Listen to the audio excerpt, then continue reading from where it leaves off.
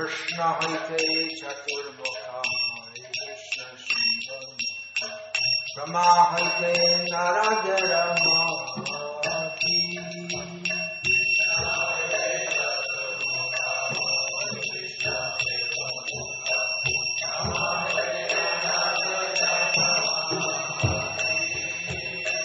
Narada hoite Vyas Madhva kahe dasa dasa Purna pragya padmana bhagavati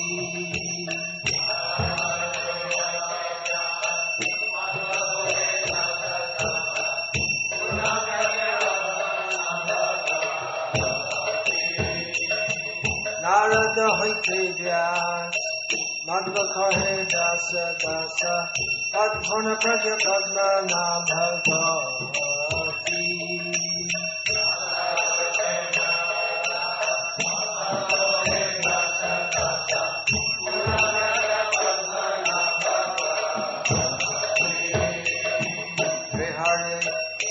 Hari Madhava Vamshe Akhoga Paramahse Shishya Bali Angikara Kare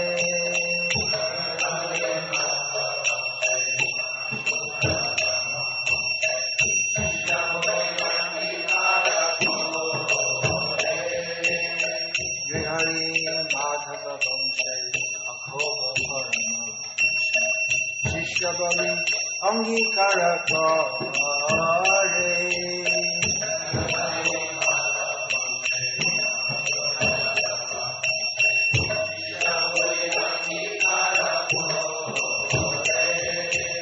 Akhobye Shishya Jai Kirtaname Parichai Tadashe Gyana Sindhu Tare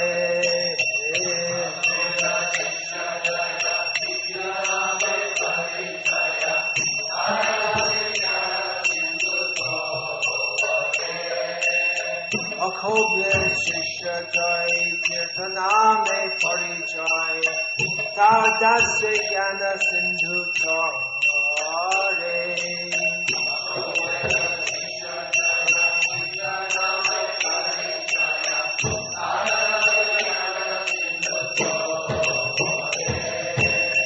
Taha hoite Daya Nidhi Taradasa Vidya Nidhi Rajendra Hailo Tahate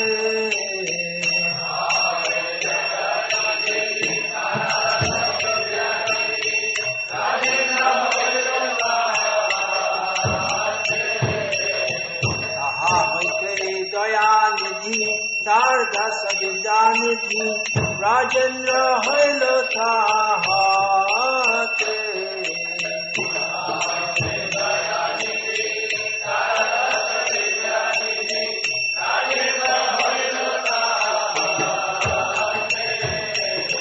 Tahara Kinkara Jaya Dharma Name Parichai Parampara Jano Bhalamate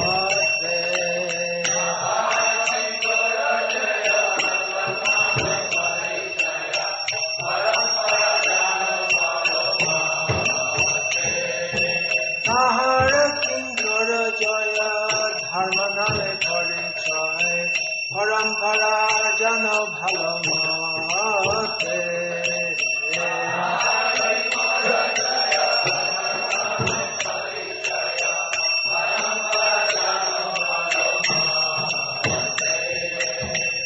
Jaya Dharma Jase Jati Shikuru Janjoti Tahate Hamanya Ketashuri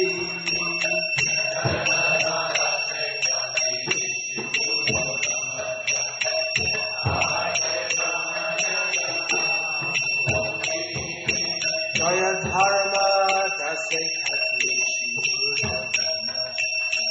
Tahate Ramanya Tirthashuri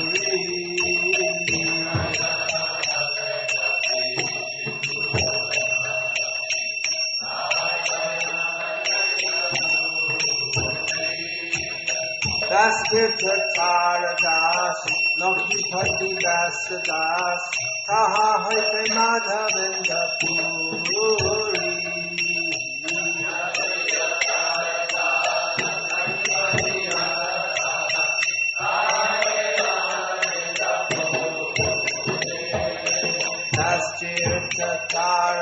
das, Lakshmipati das das, Taha Harte Madhavendra Puri.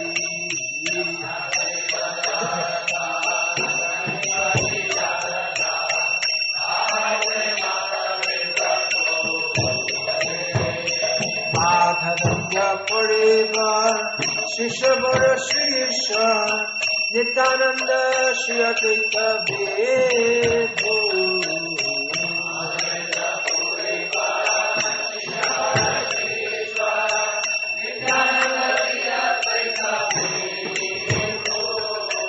Madhavendra Purivar, Shishavara Shrisha, Nityananda Shri Advaita Vedho.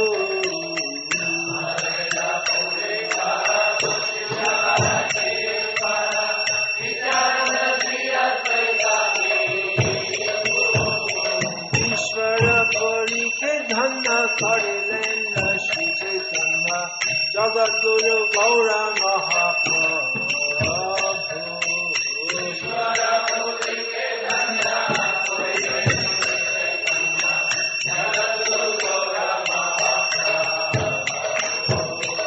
Ishvara Puri ke dhanya karilen Shri Chaitanya Jagadguru Gaura Mahaprabhu.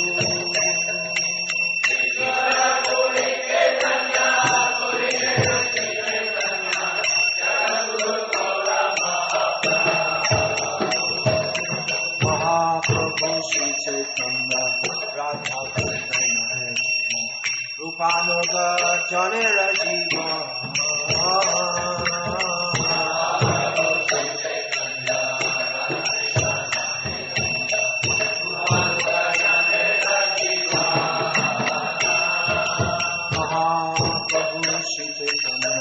Radha Krishna Upanuga Janera Jiva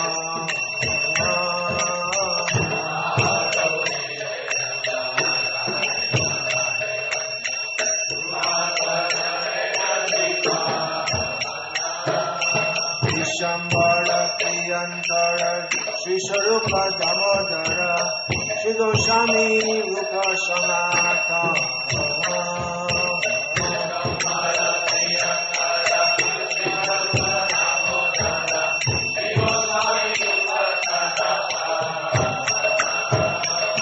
Vishambara Priyantara Shri Sarupa Damodara Shri Goswami Rupa Sanatana Vishambara Priyantara Shri Sarupa Damodara Shri Goswami Rupa Sanatana Rupa Priya Mahajan Jiva Raghunathan Ta Priya Kavi Krishna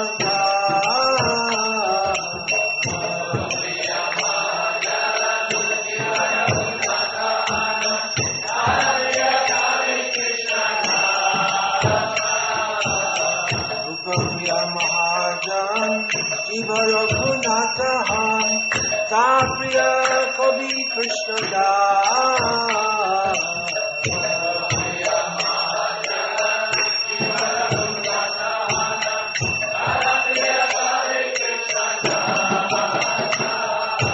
Krishna Dasa Priya Varanatama Suravara Japada Vishanata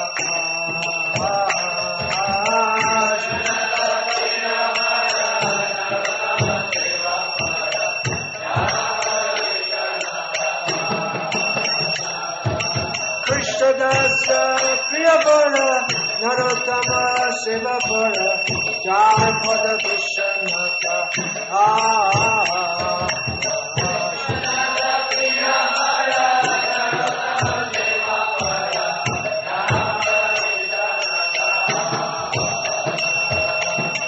Vishanata Bhaktishan Baladeva Jagana Tapriya Shri Bhakti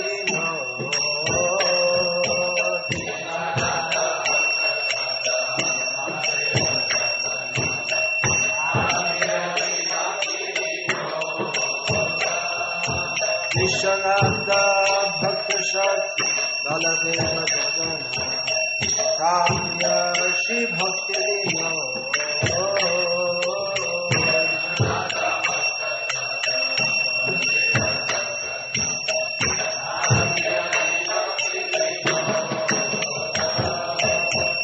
Mahabhagavata Vara Shri Gaur Ishwarva Hari Bhajan Nitya Charama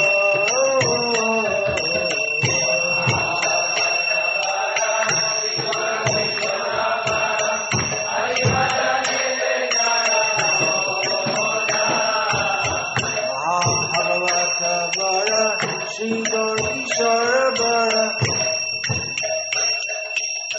Hari Bhajan Te Charama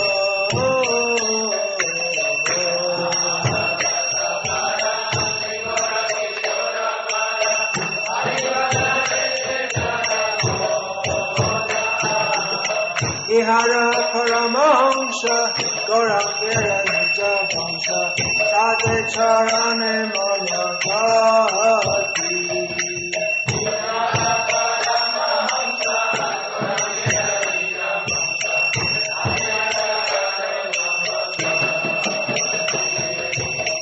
Ihara Paramahamsa Gaurangera Nija Vamsa Sade Charane Managati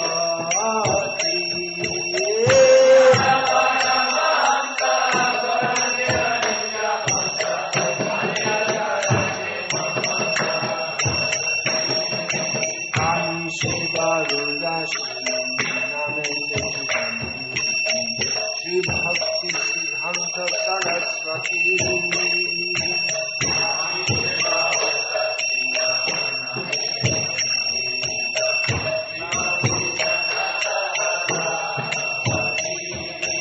Ani Seva Vidashi Namate Shri Bhaktisiddhanta Saraswati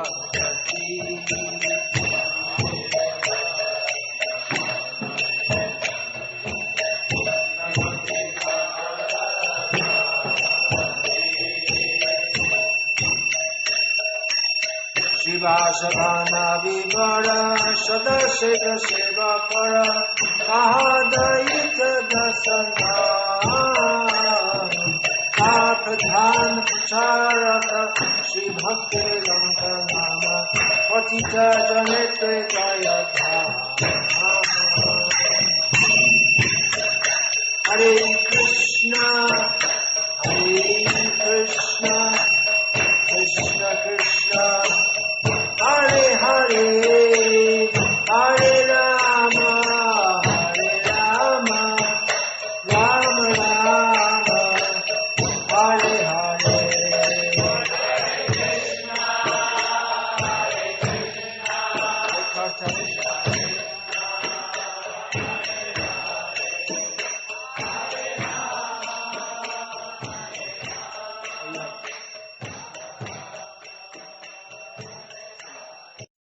Today we are celebrating the disappearance anniversary of Srila Bhaktisiddhanta Saraswati Goswami Maharaj Prabhupada, who is known as the founder of 64 Gauriya Maths, and is more famous at the present time as the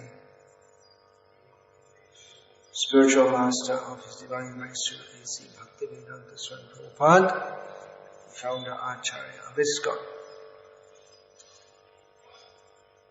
In a lecture on Srila Bhaktisiddhanta Saraswati Thakur's disappearance anniversary, Srila Prabhupada explained that there's no difference between appearance and disappearance for a liberated soul, for the Supreme Lord and other liberated souls. We say liberated soul, that's the translation of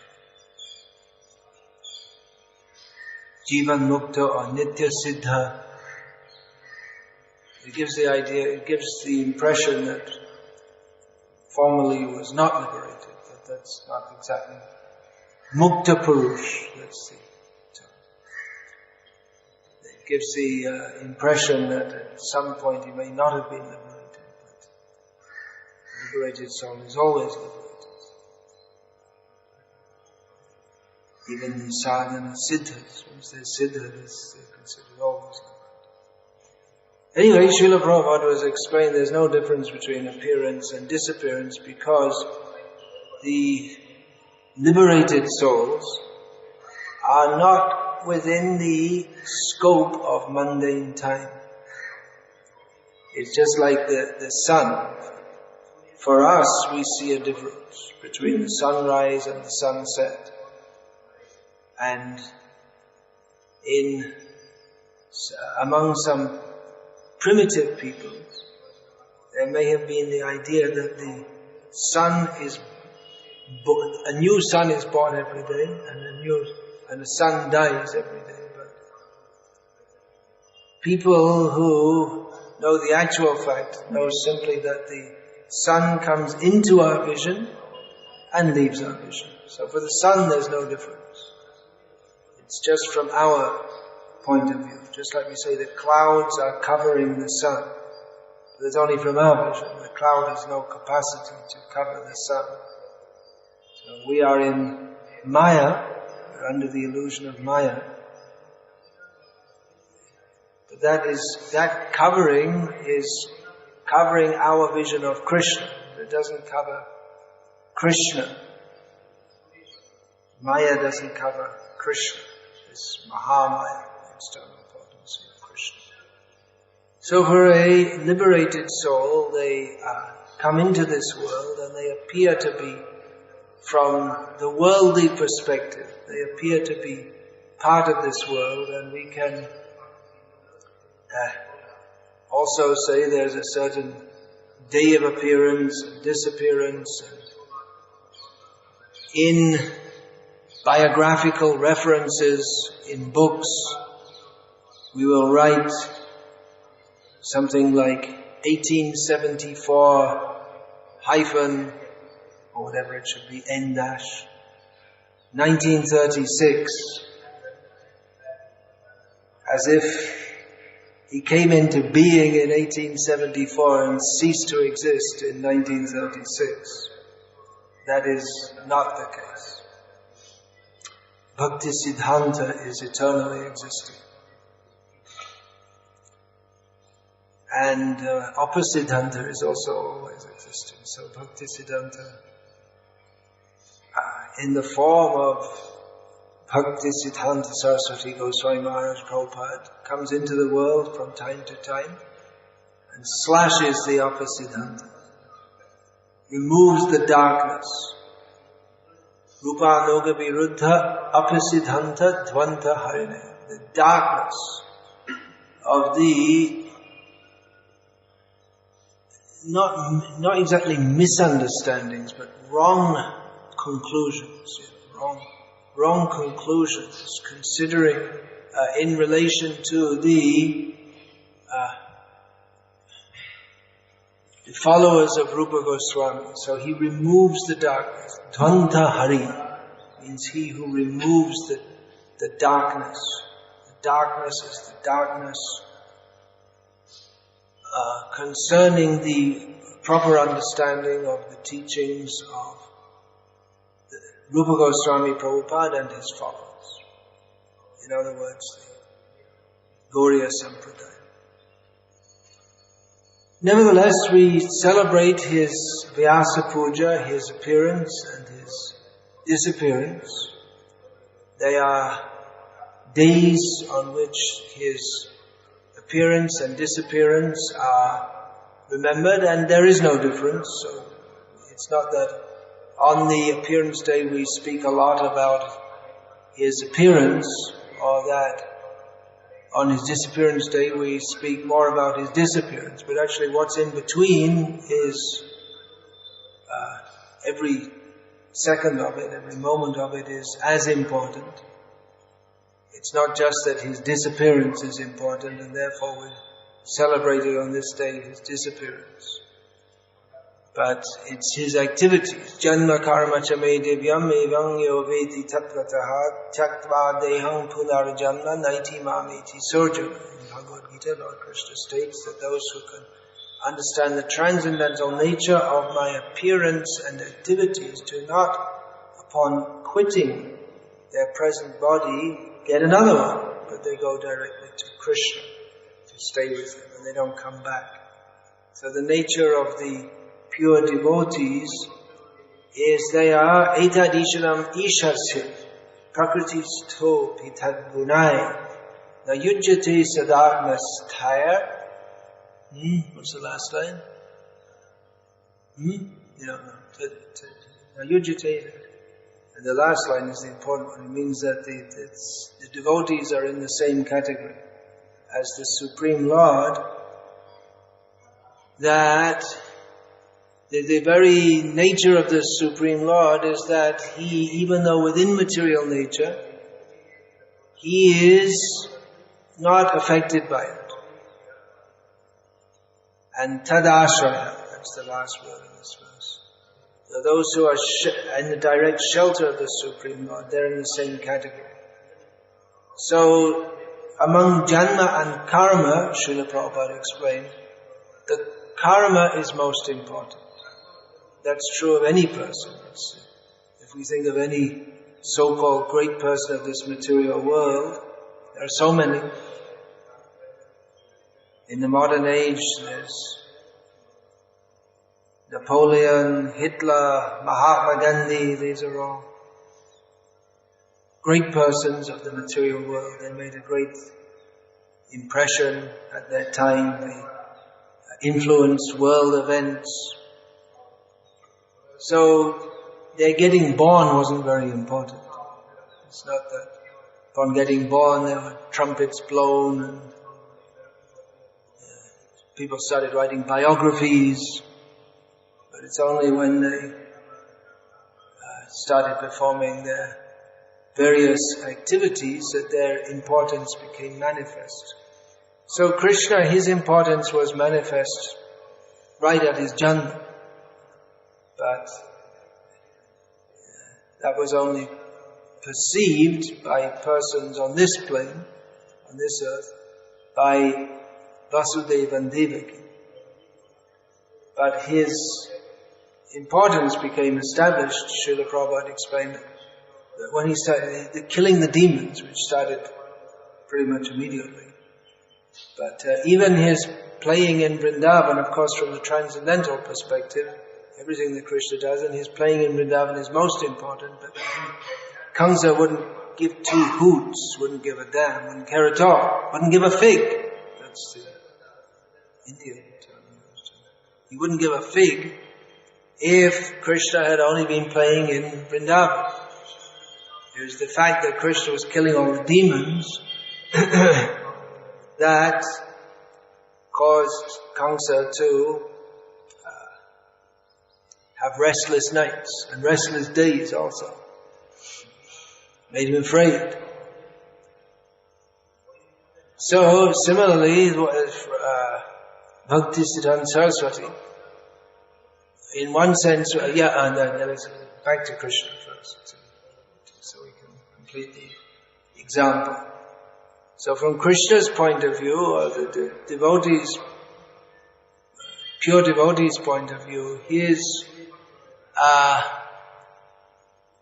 love for his devotees as manifest in Vrindavan, Dwarka, and his exchanges with the devotees, that is the most important thing, and that is Krishna's Swarup. That means Krishna's to Bhagavan's. Krishna, the original form of the many forms of the personality of Godhead. The most important thing about him, from his own point of view, and from his own internal devotees' point of view, is simply the love that he exchanges with his devotees. But from the terrestrial standpoint, his killing the demons is most important. We don't find in Mahabharata the description of Vraja Leela, but we find Krishna's movements and machinations to protect the Pandavas. His world there, that's why Mahabharata, it's not on the same level as Srimad Bhagavatam, because it explains Krishna's apparently worldly dealings, whereas Bhagavatam explains some of them also, but also explains his what we may say holy transcendental dealings, not that, or internal dealings. It's not that any of Krishna's activities are in any way mundane, but some are connected to the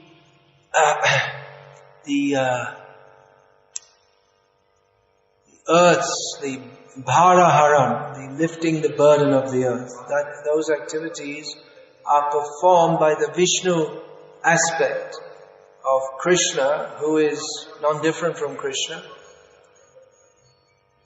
It's performed by Krishna through the Vishnu aspect. But his own personal internal activities are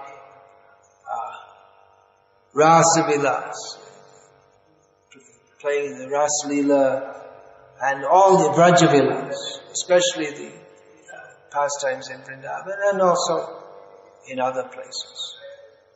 His dealings, his exchanges with his devotees.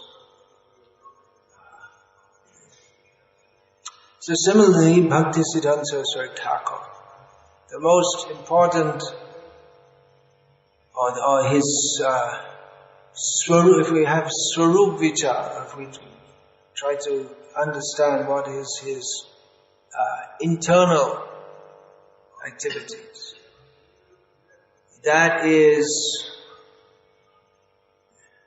same as Krishna's internal activities, except that he is in the Bhaktisiddhanta Thakur is in the position of Shri Varshabhanavi Dayata Das. And Krishna is Varshabhanavi Dayata. Krishna is the lover of Radharani, and Bhaktisiddhanta Thakur is the servant of Krishna. So they're both of the same category. Yatha buddhista dasha. That's the last line of the verse. The same mentality, the same understanding is of the pure devotees and the Supreme Lord. There's just a difference in status. In Leela, the grass and the flute and the servants of Krishna and the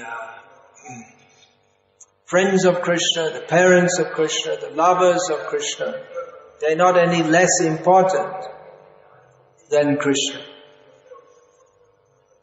It's Krishna himself said to Uddhava that what is that verse? Naivatmai. What is that verse? Nacha sankarshano na shriya. He says that you are more dear to me than all my I have so many devotees or so many persons in important positions that natata me priyatama atma yonena shankaraha nacha sankarshano na shriya naivatma chayatha bhavan. He said to Uddhava was speaking to Uddhava, but by saying the name of Uddhava, he meant all his devotees. He said to him, Krishna said to Uddhava, that you are more dear to me than Nachatame Priyatama, than Brahma, who is born from my own body, and Shankara, Shiva, and more dear to me than my Sankarshan, Balaram, and more dear to me than my wife, Shri Lakshmi, and more dear to me than myself. You are more dear to me. So we may say, well, the others mentioned they're also devotees. But here we can understand Krishna is referring to it's not that all the other devotees are not dear to Krishna. That's the point, that they are dear, but still Uddhava or the pure devotees are more dear. But here we can understand when Krishna is speaking about Brahma and Shiva, that they're not dear simply for their position of being the son of Krishna. Brahma is the son, he's the engineer and orchestrator, engineer of the universe and supreme orchestrator of activities within the universe. But still, that pleases Krishna, but not as much as pure devotion. So similarly, Shankara, he's in one sense the grandson of Krishna, and he's the destroyer of the universe. It's a very important position. He is every destruction that we see, that is whether it's a tsunami or a war or whatever, that's all taking energy from Rudra, from Shankara. All destruction is his portfolio. So Sankara, he's the brother of Krishna. So not simply by being his brother or being the one by whose reflection of whose energy the whole universe, everything is held in place. It's not simply because of that he's or by that alone he is not more dear to Krishna than Uddhava is. And similarly, even the wife of Krishna is not, simply by being his wife, she's not as dear to Krishna as his pure devotees. And even Krishna himself, even that he's the Supreme Personality of Godhead, that he's not that much concerned with that as the love of his pure devotees. So in Krishna Leela, Krishna, from Krishna's point of view, Krishna is not any more important, or actually less important than his pure devotees. So in Leela, as the devotees, they are more important than Krishna, from Krishna's point of view, because he doesn't like to be impersonal on his own. Those who are worshipping Krishna alone, there's a touch of Mayavad there, because they don't recognize, or a touch of impersonalism, because they don't recognize Krishna is never alone. Krishna means with all his associates. That's a comment by Bhaktisiddhanta, by the way. Those who worship Krishna alone, he is, that's another of his theological contributions. Whoops, make a note of that. Someone make a note and tell me afterwards. After 25 years, I finally realized that that's one of his theological contributions which we should mention in the book. I don't know of any Acharya previous to that said so. So Krishna lives for his devotees. He's not just alone, and his whole Vrindavan and Dwaraka, he didn't build that for his own pleasure, but that's for his devotees, and devotees are concerned with Krishna's pleasure. So it's simply different roles. Krishna, in the technical language, is in the subject of praying, or love. Love means for Krishna. But in the subject of praying, Krishna is the Vishay Vigraha, or the object, the person of the object of praying for everyone else. And everyone else, the pure devotees, they are Ashraya Vigraha. They are the shelter of that love. So it's simply different positions, that's all. So the pure devotees, they are as important as Krishna. And actually from our point of view, us miserable, myself, miserable, conditioned souls, stuck in this miserable material world, the Ashray Vigraha is more important than Krishna. Ashrayalaya bhaje, Krishna tare nahe thaje. Ar shab more akara. Narottam Das Thakur says that those who go to the ashraya, those who take shelter and worship Krishna in that way, Krishna will never reject them. And everyone else, they're simply living uselessly. That's all. So the pure devotees, they're more important than Krishna to us because they can give us Krishna. Krishna doesn't give himself.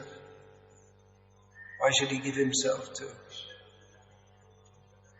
people who are not even that much interested in him, or not qualified to approach him?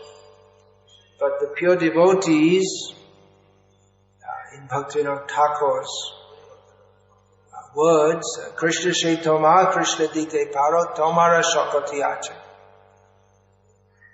You can, addressing the pure devotee, Bhaktivinoda Thakur says that Krishna is yours. You can give Krishna. You have the power to do so. So Ashray Vigraha, the original Ashray Vigraha, is Radharani. She is the receptacle of love for Krishna. The Ashray, the Adhar is the receptacle. She is the personification or the resting place, or whichever way, there are various ways it can be expressed. And all the pure devotees, they're also Ashray. So, Bhaktisiddhanta Thakur, he would often use this term, Ashray Vigraha. We have to approach the Ashray Vigraha. And he didn't always define whether he meant Radharani or the pure devotees. And actually, there is no difference. In the sense that, especially the pure devotees who are serving Krishna in Madhurya Rasa, there's no difference in as much as they are completely in line with, or their mood of service is not different to that of Radha. They are, as Bhaktisiddhanta Thakur would say of Bhaktivinoda Thakur, he is Radha Nijajan. He's a personal associate of Radharani. So they have to be, for that status, one has to be just like, not just like, there's no one else of the status except Lalita. She is the first servant, female servant of Radharani. So she is Swarup Damodar Goswami. And about him it's explained in relationship to Chaitanya Mahaprabhu that Swarup Goshaya Bhagya Najai Varnan Prabhura Vishtata Bhaka Kaiman, that there is it's not possible to describe the fortune of Swarup Damodar Goswami because his words, body and mind are completely absorbed in Chaitanya Mahaprabhu. That's because Lalita, she is sometimes, Lalita and Vishaka, they're sometimes called Anuradha, which means they're complete followers of Radha. And they are another Radha in one sense, because their mood and even the intensity of service, it's not just even the intensity is as complete. So these are highly esoteric subjects, no doubt, not easily understandable, even if we think we understand them. We can talk about it as if we understand it. But actually understanding means entering into that spirit of service, which is the very meaning of Radha, service. So anyway, it's appropriate to discuss this because Varshabhanavi Dayata Das is one of the names of Bhaktisiddhanta Thakur. He is the servant of Krishna, and of course Krishna has so many names, and everyone's a servant of Krishna. There's so many servants of Krishna in so many rasas and so many situations. Krishna is Dwarakadhish, he is Vrajanath, he is Makhana Taskara, he has so many names connected with his devotees and his pastimes and his places of pastimes. But specifically, Bhaktisiddhanta Saraswati Thakur is the servant of Krishna as the lover of Radharani. Varshabhanavi, this name of Radha is also significant in relation to Bhaktisiddhanta Saraswati Thakur. There are many names of Radha also. And Varshabhanavi specifically means the daughter of Rishabhanu. So this is a name which is spoken by someone will speak this name who is very intimate with Radharani, intimate and respectful. It's both intimacy and respect are implied by this name. So this is very much the mood of Bhaktisiddhanta Saraswati Thakur and his contribution, one of his contributions, you can make a note of that also. Another theological contribution. Just make a note. One is the the worshipping Krishna alone tends to the impersonal, and another is his. What I'm going to say now is his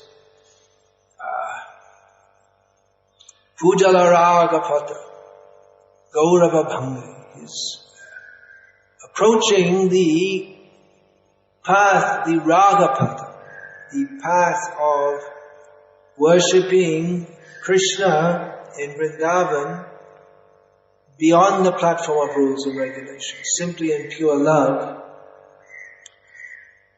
But his contribution, or one of his, or his very mood, or the mood he manifested, was one of worshipping those devotees.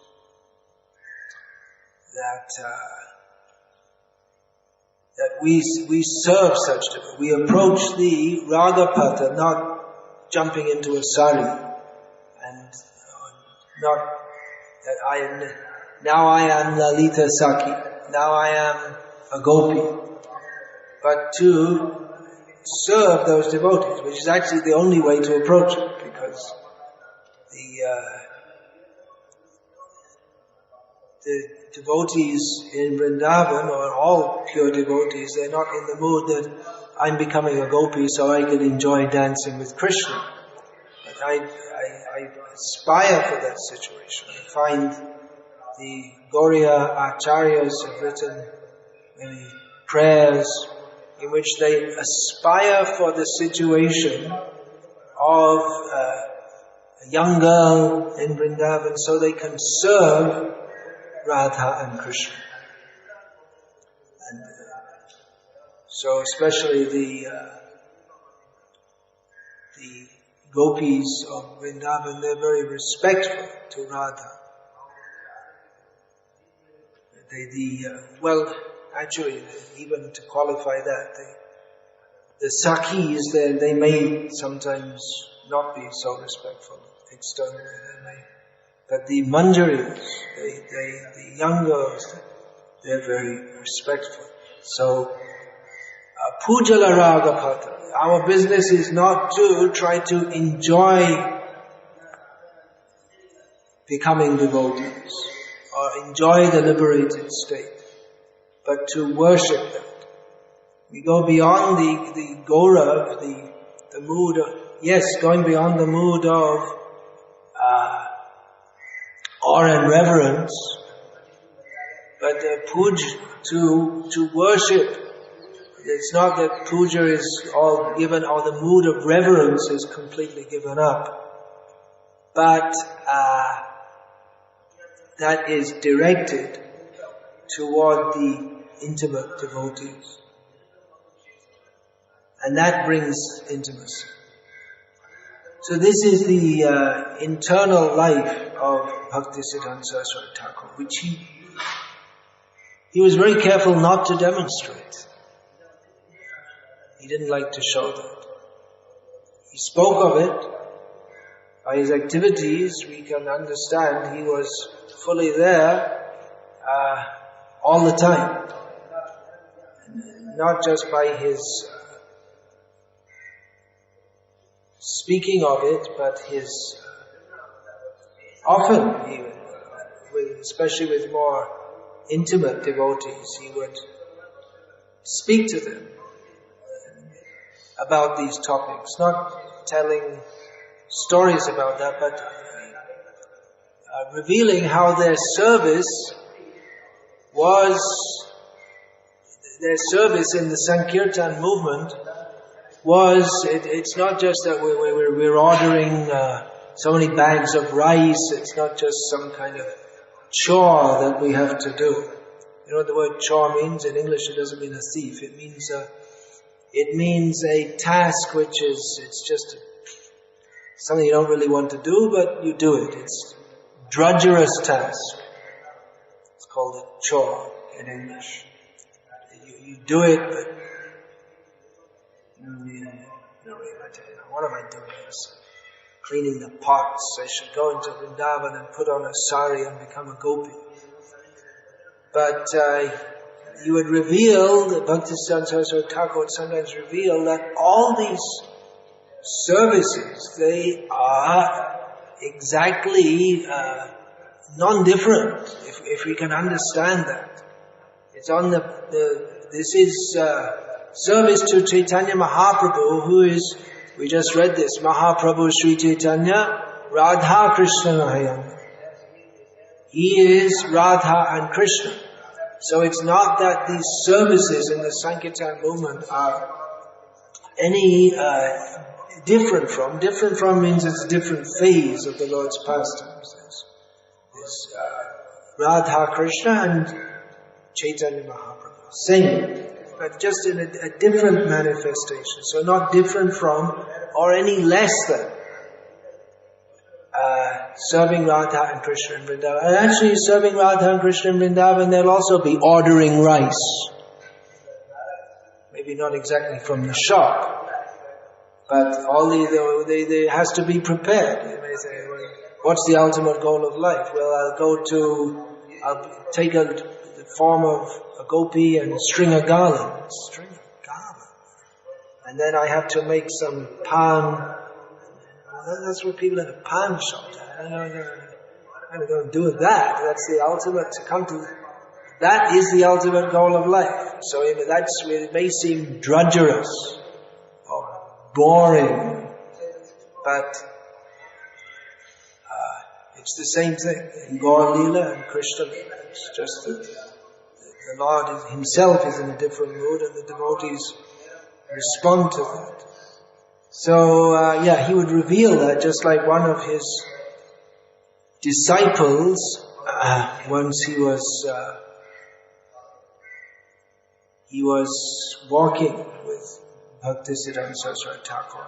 They were walking up and down, and Hayagriva Brahmachari was fanning his guru as he walked.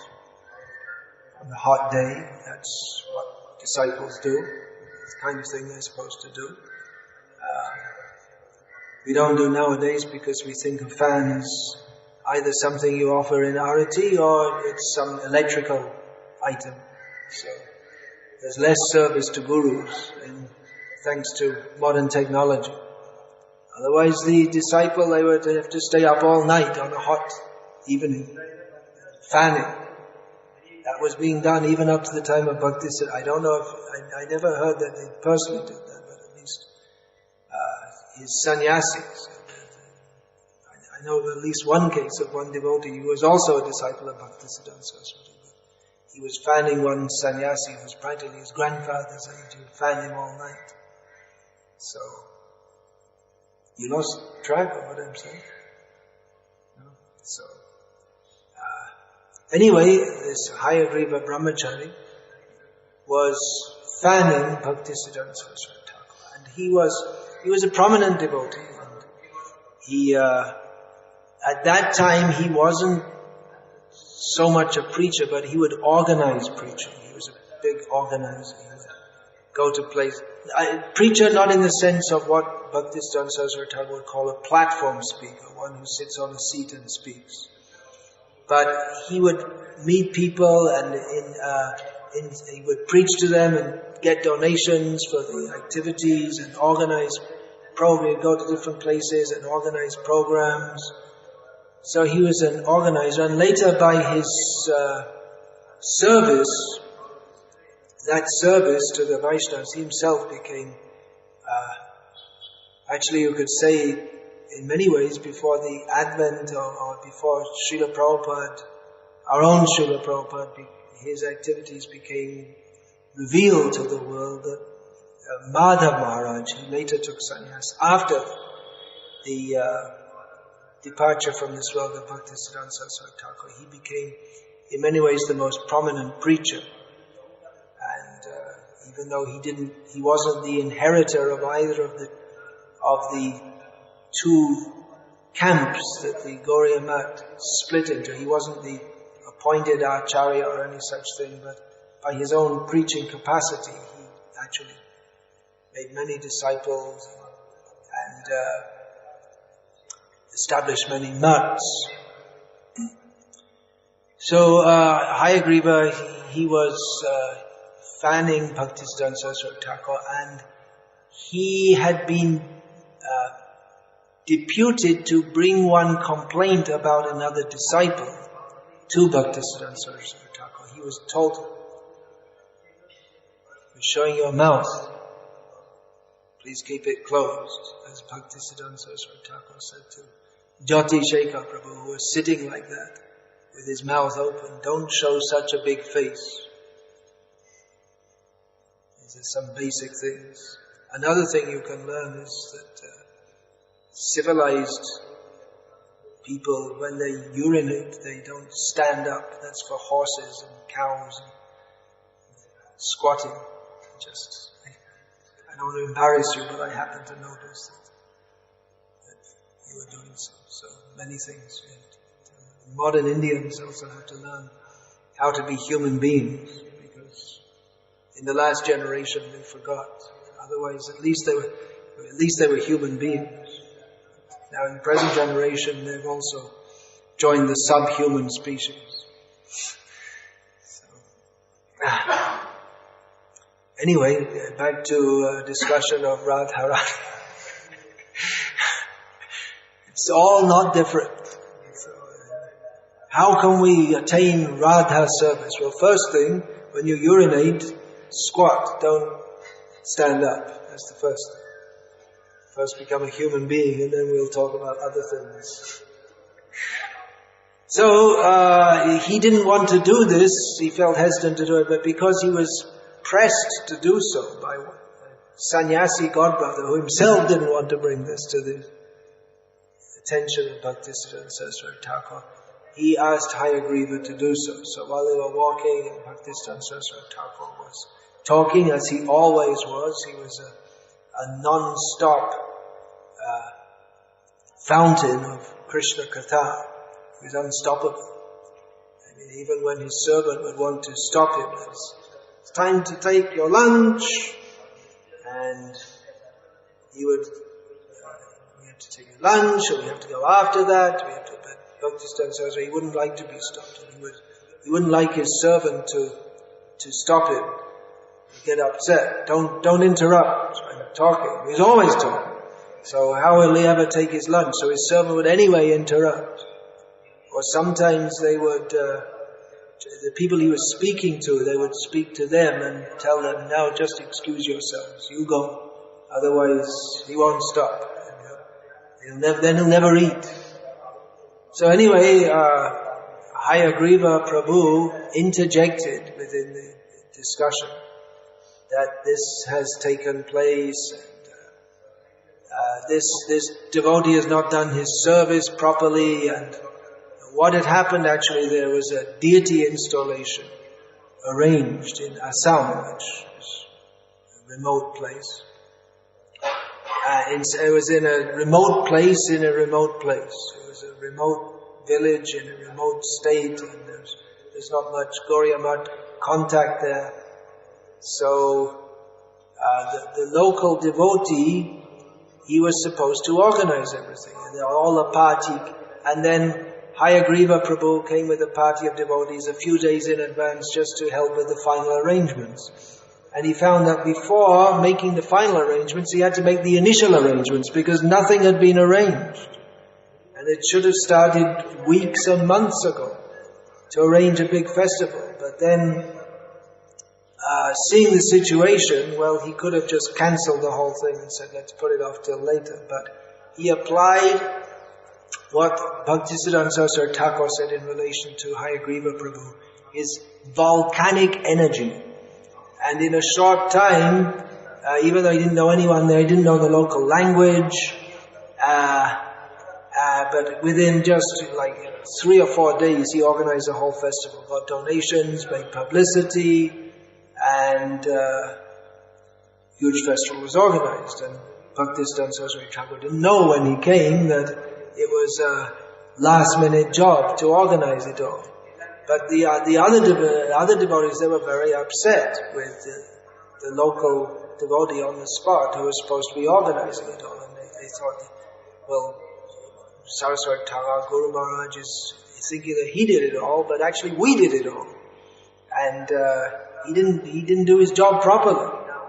So it should be brought to the attention of our Gurudev. So Hayagriva Prabhu didn't want to do that.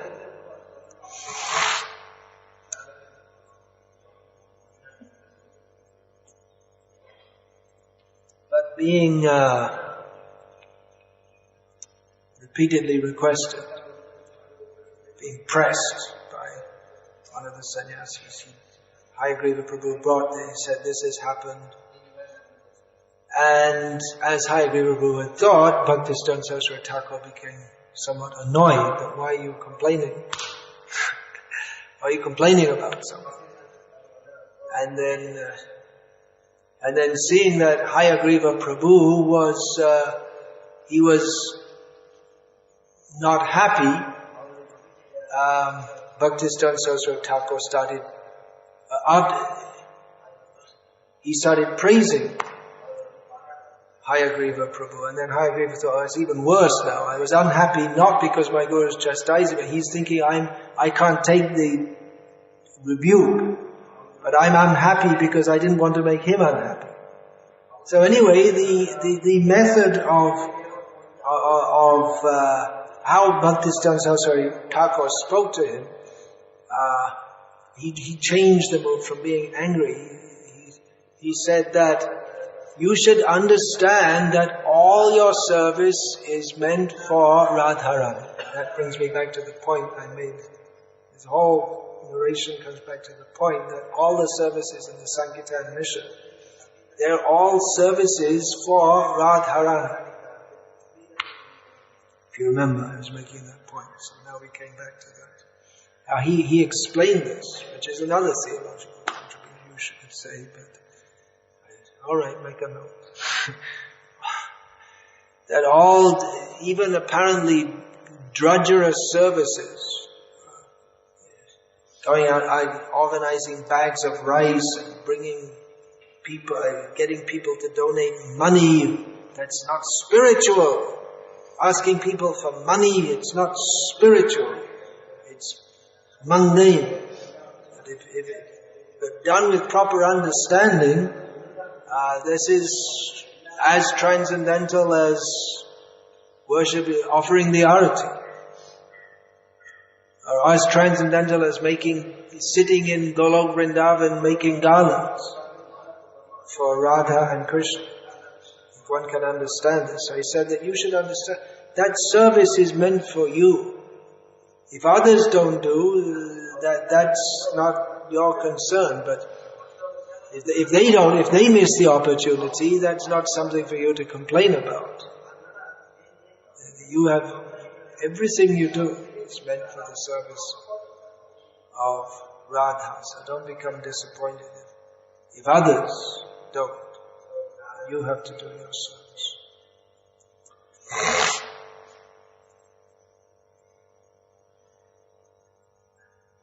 So the external activity, his internal activity is relishing the service of Radha and Krishna, but he manifested that in the world. Madhuryojvala premardhya. He is Shirupanuga Bhaktida. He is giving the service that Rupa Goswami came to teach about. In the modern scholars, the very few of them who are interested in Gauriya Vaishnavism, their interest is of course academic and not, because mundane means it's not a spiritual interest. But they call this Chaitanya Vaishnavism. But we don't say that.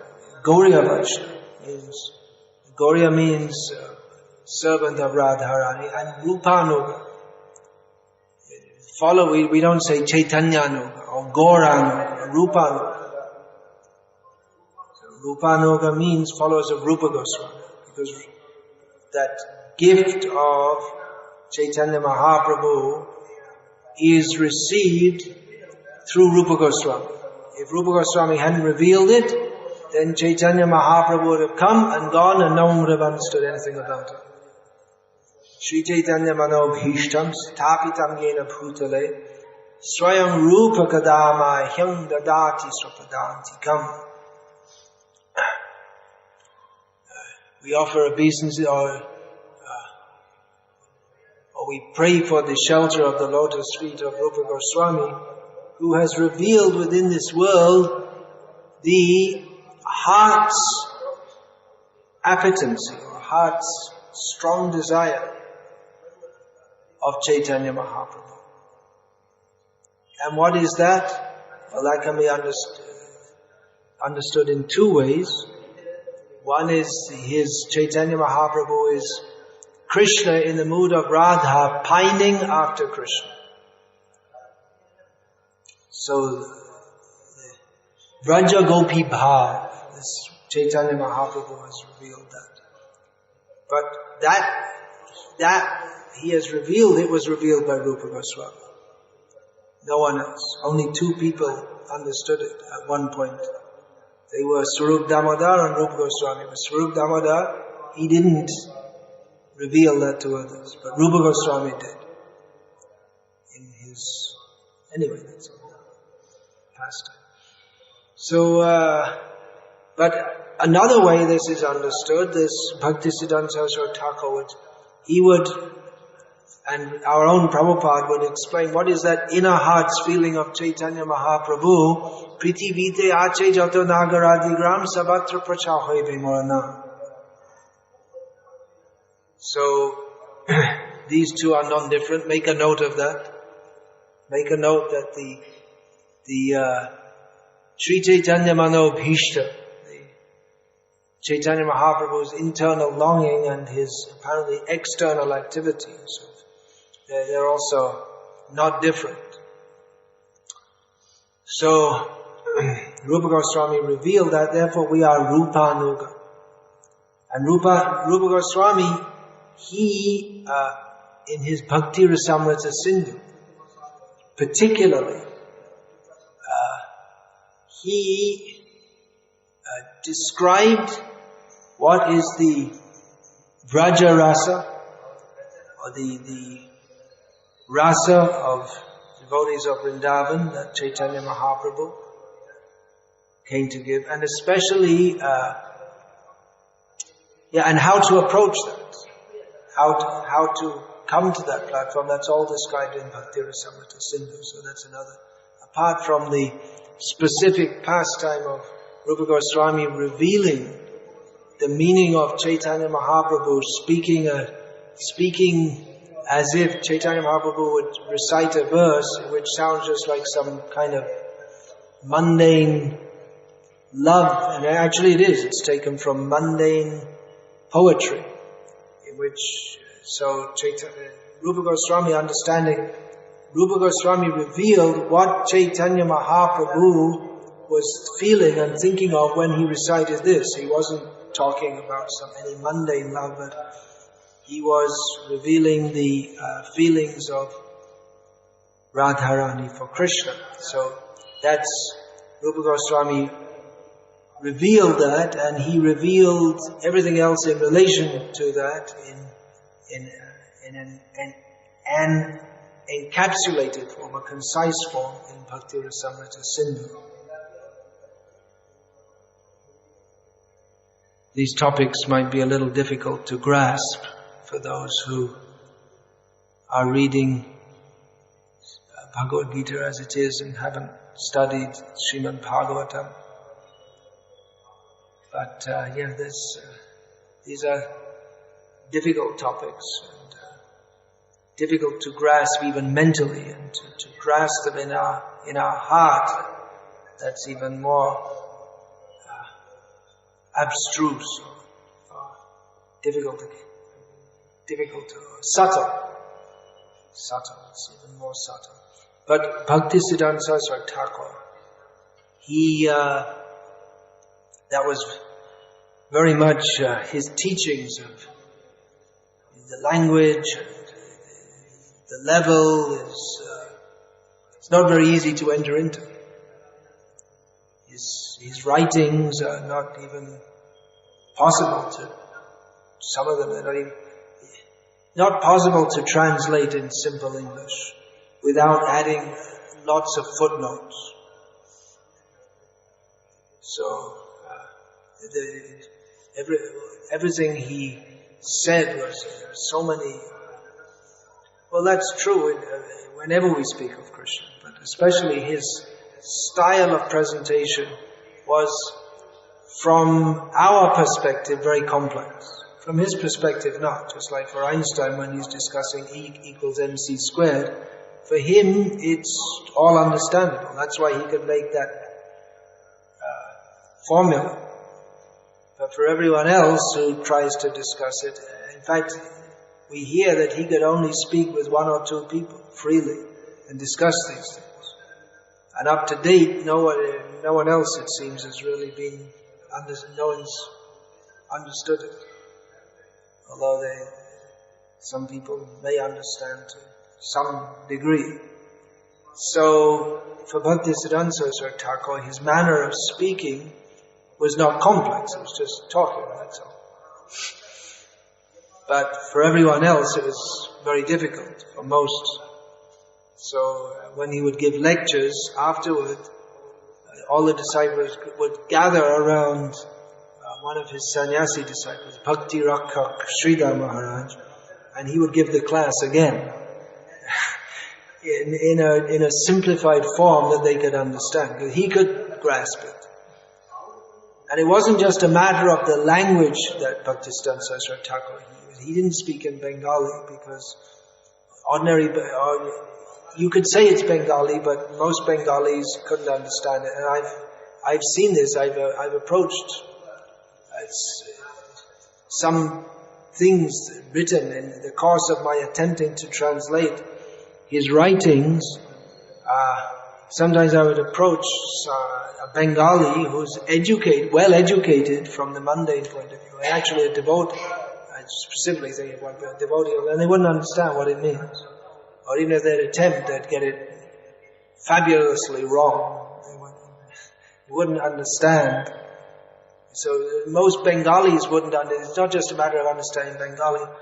Of course, Sridhar Maharaj had a background in Sanskrit also, so you could say he would have more entrance into the language, because Bhaktisiddhanta Saraswati Thakur's language was what we would say highly Sanskritized.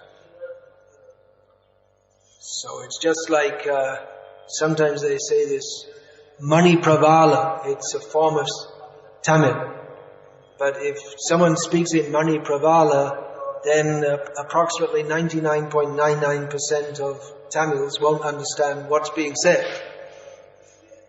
So his language was highly Sanskritized, Bhaktisiddhanta Saraswati Thakur. Just like Mani Pravala is highly Sanskritized.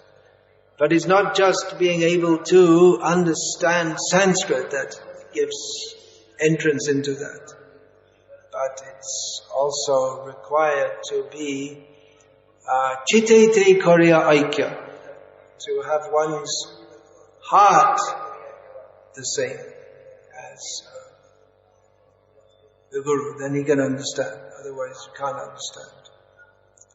Which is interesting in the present context of ISKCON. There's so many funny ideas coming out. So we can understand that those who are making funny ideas and not sane ideas, there's something missing in the heart department. It's called Bhaktisiddhanta and Bhakti-Vedanta.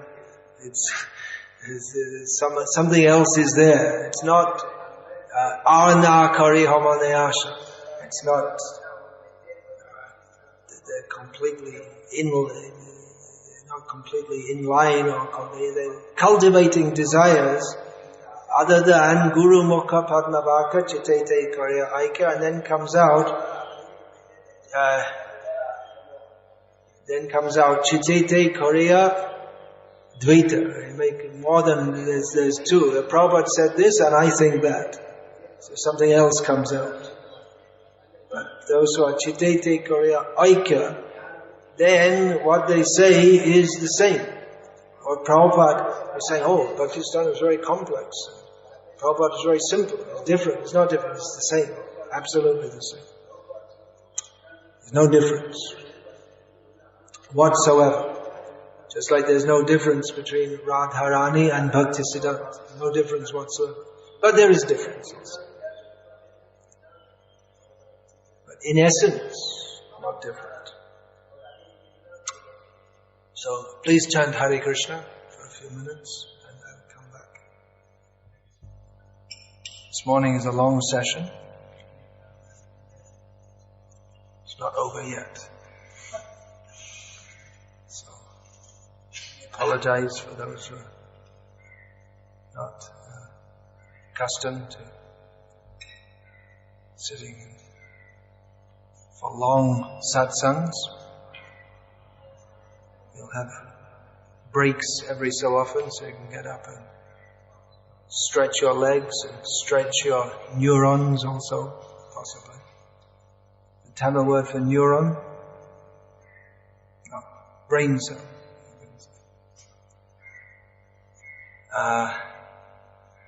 Well, there's one difference, or at least external difference, between Bhaktisiddhanta Saraswati Prabhupada and Bhakti-Vedanta Swami Prabhupada.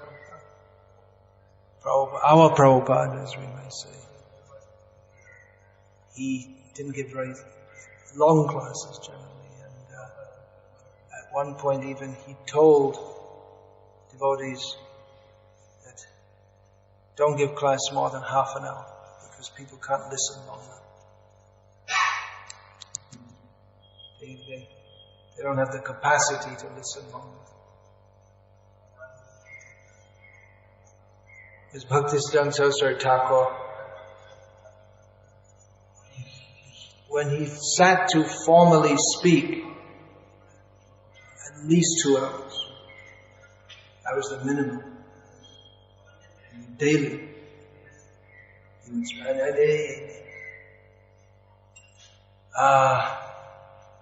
4 hours, 5 hours, 6 hours. He was ready for that.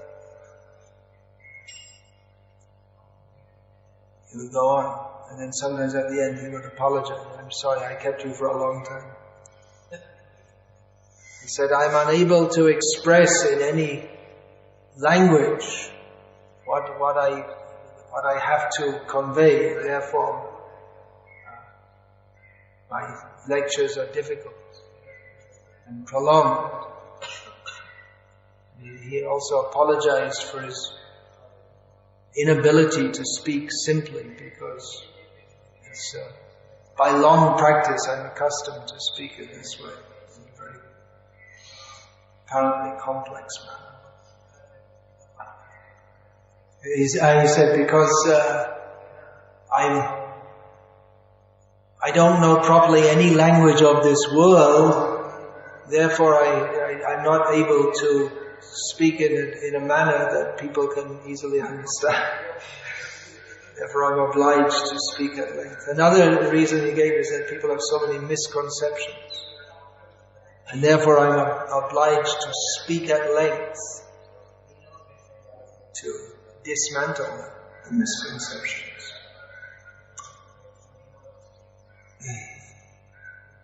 Some years ago I gave a copy of I presented a copy of my book, Bhaktisiddhanta Babaji, to a young Indian man. I guess he must be middle-aged by now. He's from business family, and he was busy expanding the business,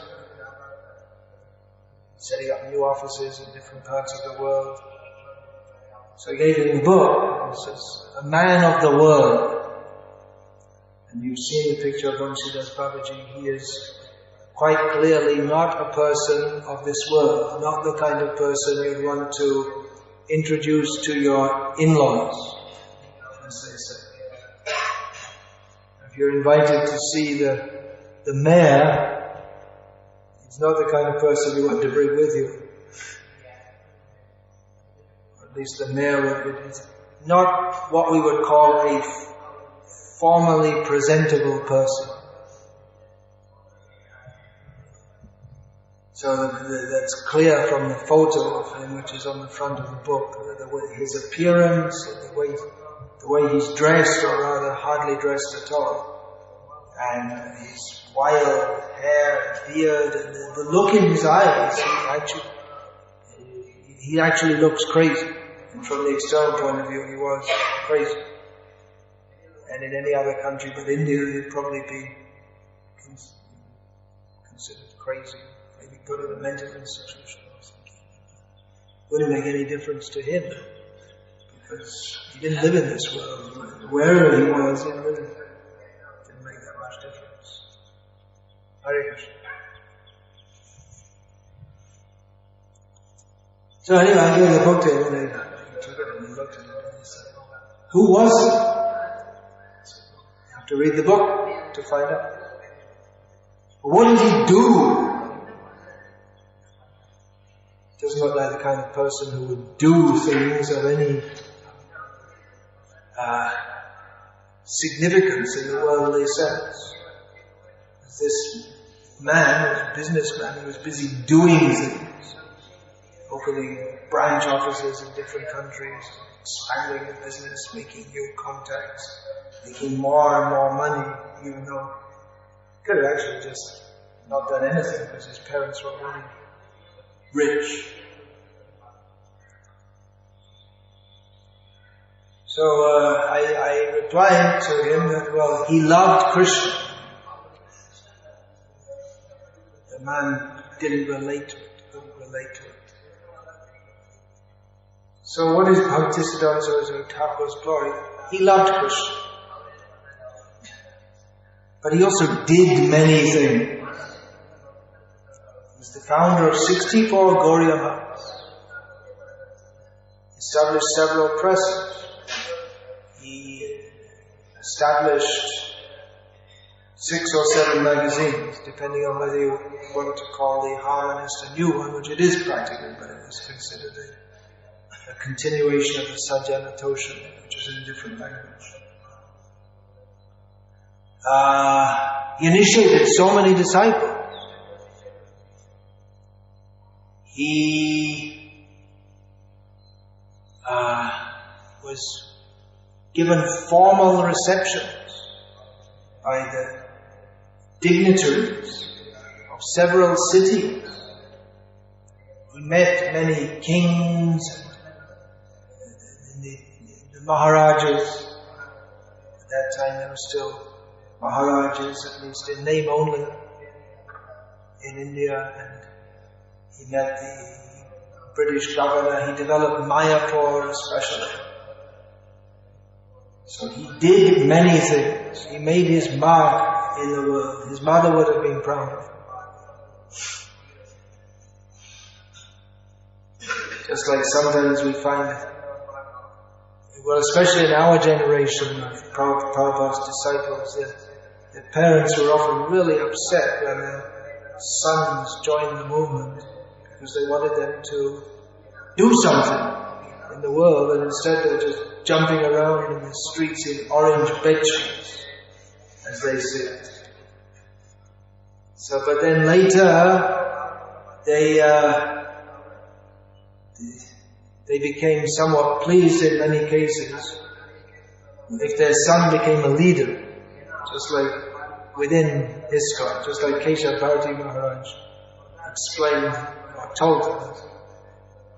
When he went home to visit his parents, his father, who was really against his joining, went back after many years, went back, and his father, because he was a leader in the movement, in charge of several temples, and so many people, and so much money, and his father, with, you could say, begrudging approval, said that, so you become a bit of a big shot, huh? So, good, he did something, became a big shot. But also myself, when I used to regularly visit Burma, which is now called Myanmar, Brahmadesh, the British call that Burma. So I was regularly visiting in Rangoon, the capital, which is now renamed Yangon.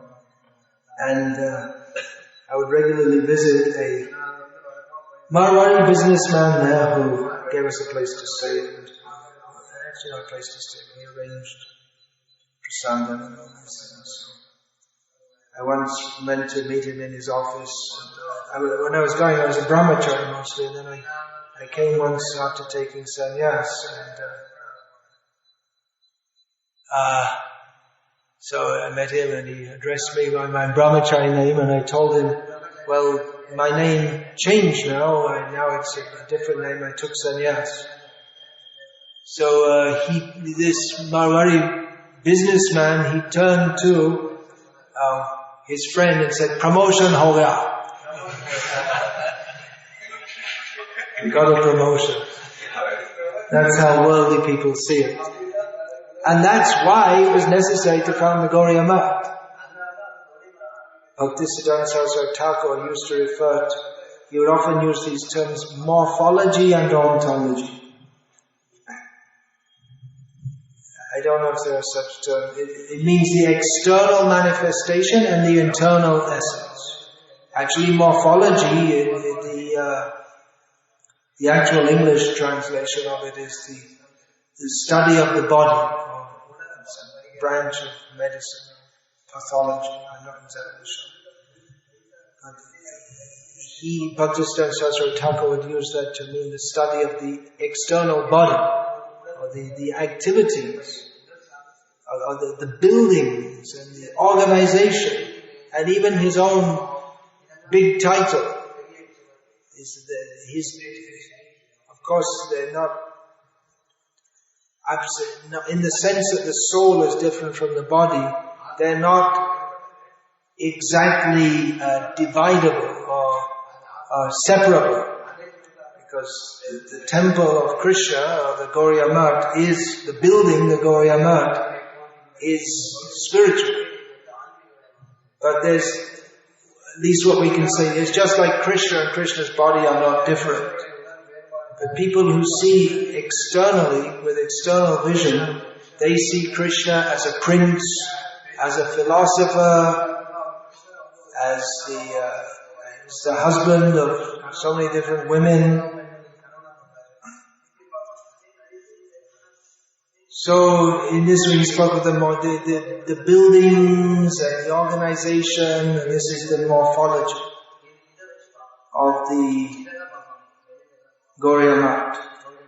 And the ontology is the message or essence.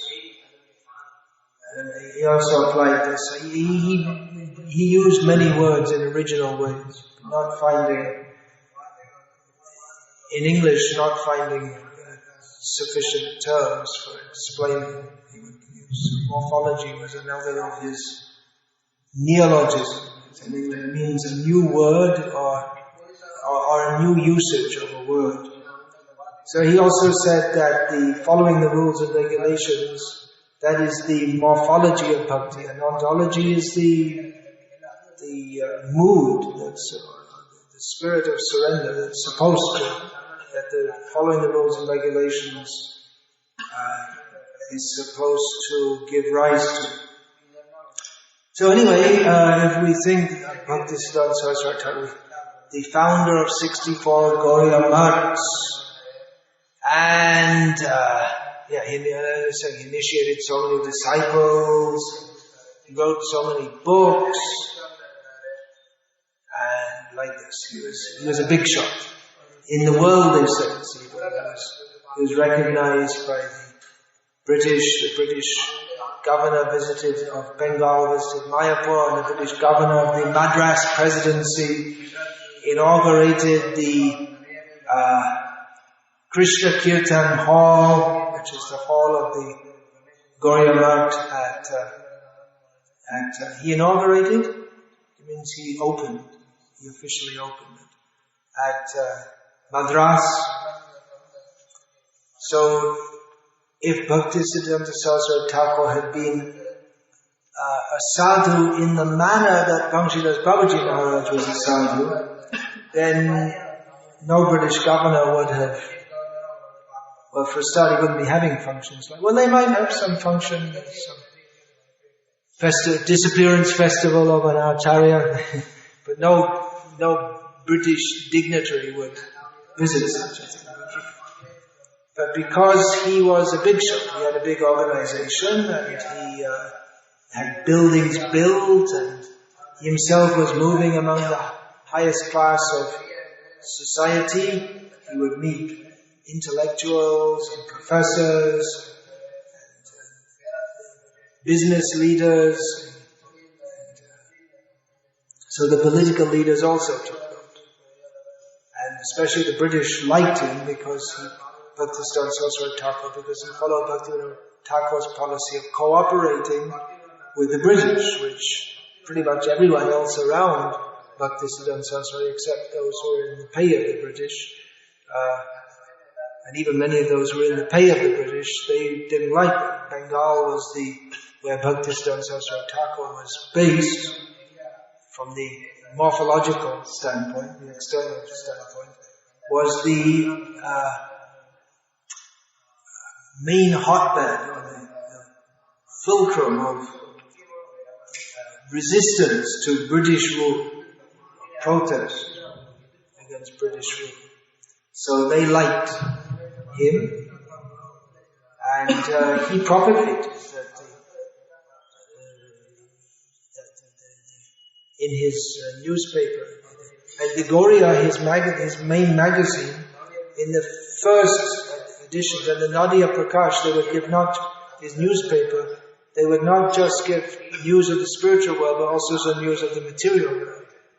So in that you would find sometimes a report. This isn't in the book, actually. I didn't put that in. I didn't give that detail. But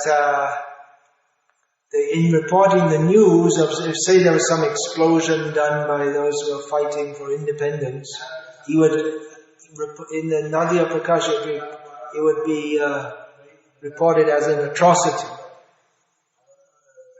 I don't know if it was the rule that newspapers had to take such a stance, otherwise they'd be closed down. You could report it in a neutral way also, but he would report it in such a manner to condemn the people who did such a thing. It might have been required by the British rule, but anyway, he wasn't in favor. Anyway, I didn't want to speak so much about that this morning because we're limited time and there's so many things, and hopefully the book in which I've summarized all these things will be published fairly soon. So, what is the ontology? It's not just that he built buildings that we are particularly interested in, because so many people build buildings, and even though the most impressive from the worldly point of view building that was built under his direction was the Gauriya Math in Bagh Bazar in Calcutta. It's a very beautiful and impressive building. But there's another building built in Calcutta, I know exactly. It must have been before the Bagh Bazar Gauriya Math was built, which is they're both in a similar style, marble buildings, but the Victoria Memorial in Calcutta is much bigger and much more impressive than the Bagh Bazar Gauriya Math.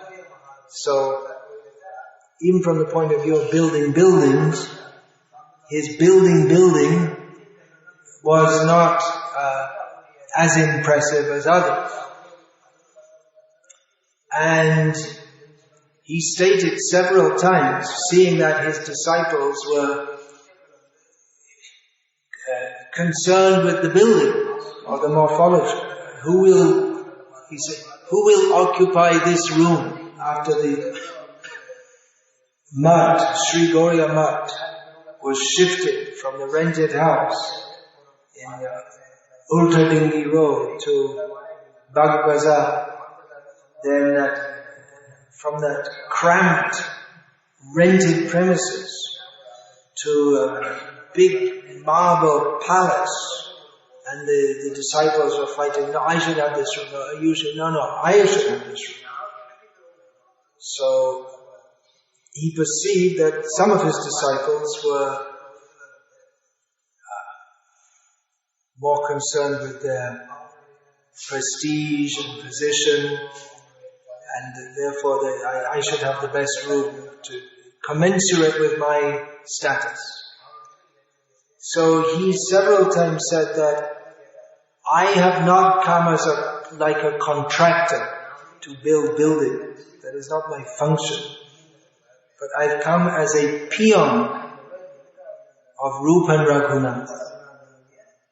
That's his ontology. So in this way he was instructing his disciples also that we are supposed to serve the mission, and the buildings are meant for serving the mission, not for serving our sense gratification.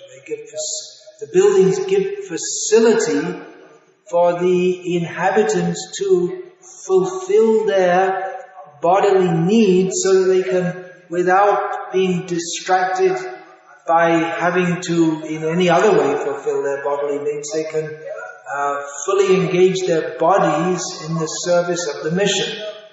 But if we think that the purpose of the building is to serve my body, that's morphology, being concerned with the body.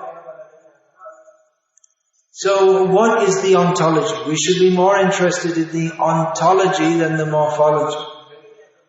He founded 64 Gauriya Maths. Well, so many people founded so many religious movements and opened so many temples, made so many followers.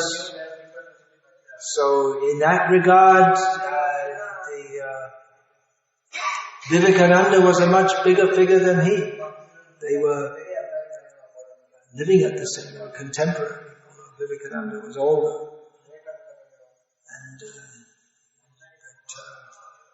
And why are we making a big fuss about him? He was a sadhu. There were so many sadhus in Bengal and in all of India. Well, we're concerned with Bhaktisiddhanta Saraswati Thakur, and not Vivekananda or any other, this Ananda, that Ananda, as Prabhupada would sometimes say. And he was concerned, we are concerned with what he gave, even among the followers of, if you want to call them followers, or the fans of Vivekananda, they don't make such a big thing about him that he founded the Ramakrishna mission, and he founded the Belur Mutt. But even you'll find they think he was a great, well, that he went to America, that's the big thing they talk about. He went to America and gave a few speeches at the World Parliament of Religions when I was in Bengal in the late 1970s. People come, have you heard of Vivekananda? He went to Chicago in the year, whatever the year was. And he gave. You say, who? They think to date, many Bengalis especially think that everyone in America knows about Vivekananda. Although hardly anyone knows. So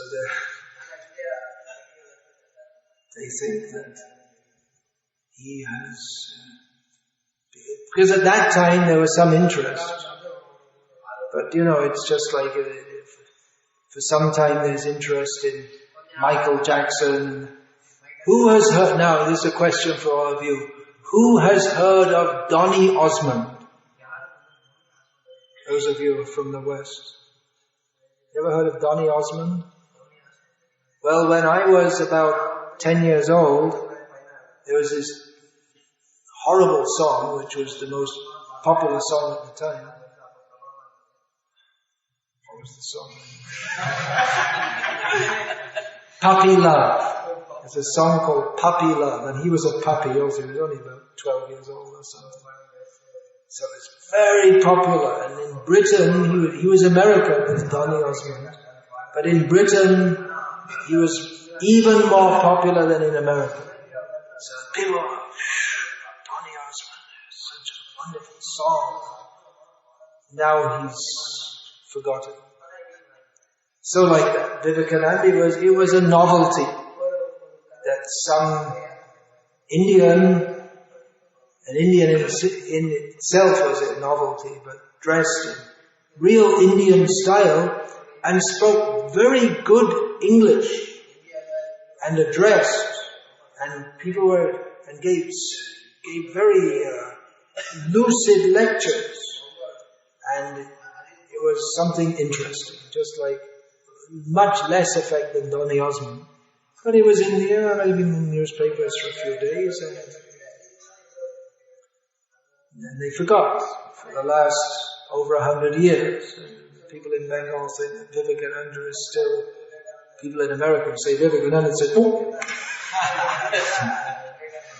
Jump to attention, but no such thing. In Russia, have people ever heard of Vivekananda?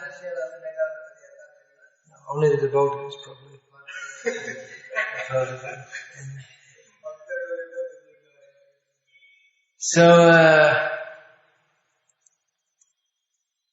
it's not just his achievements and his popularity, but what did he teach? What was in his heart? So that is there's no difference between that and Bhaktisiddhanta Babaji Maharaj and Bhaktisiddhanta. They're not more or less in any respect.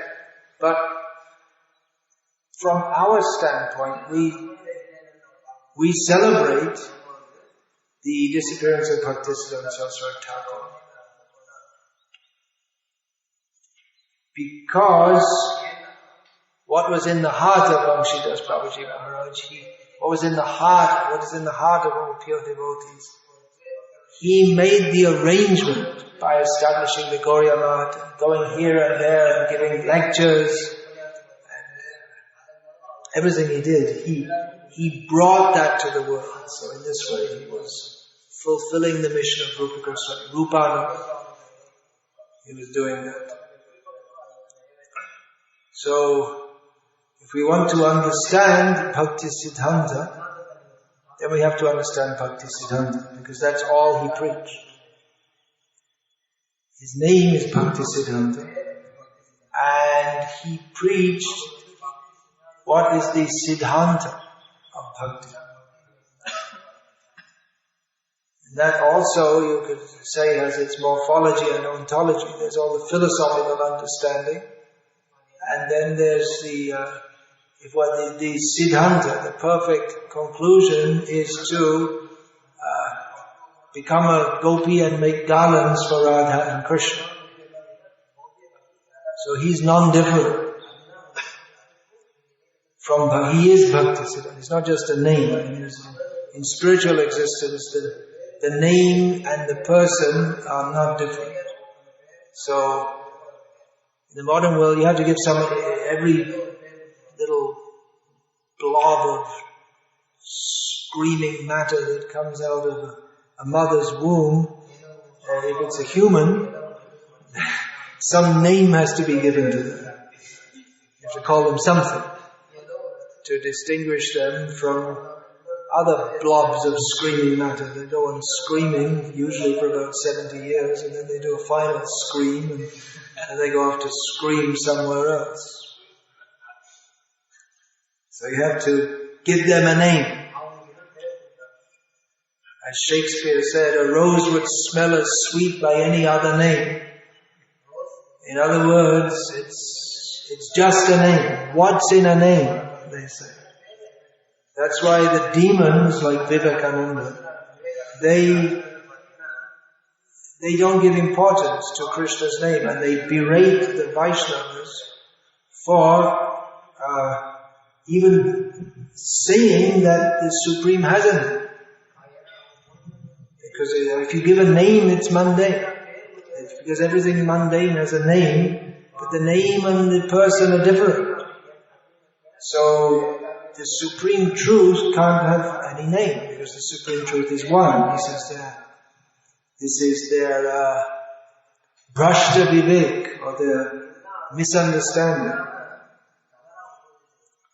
their misanalysis, or wrong analysis.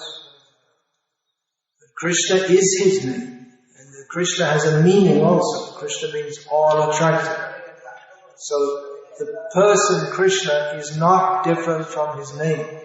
The qualities that are described by that name are not different. That's not the only reason. It's ontologically, or in essence, not different from Krishna.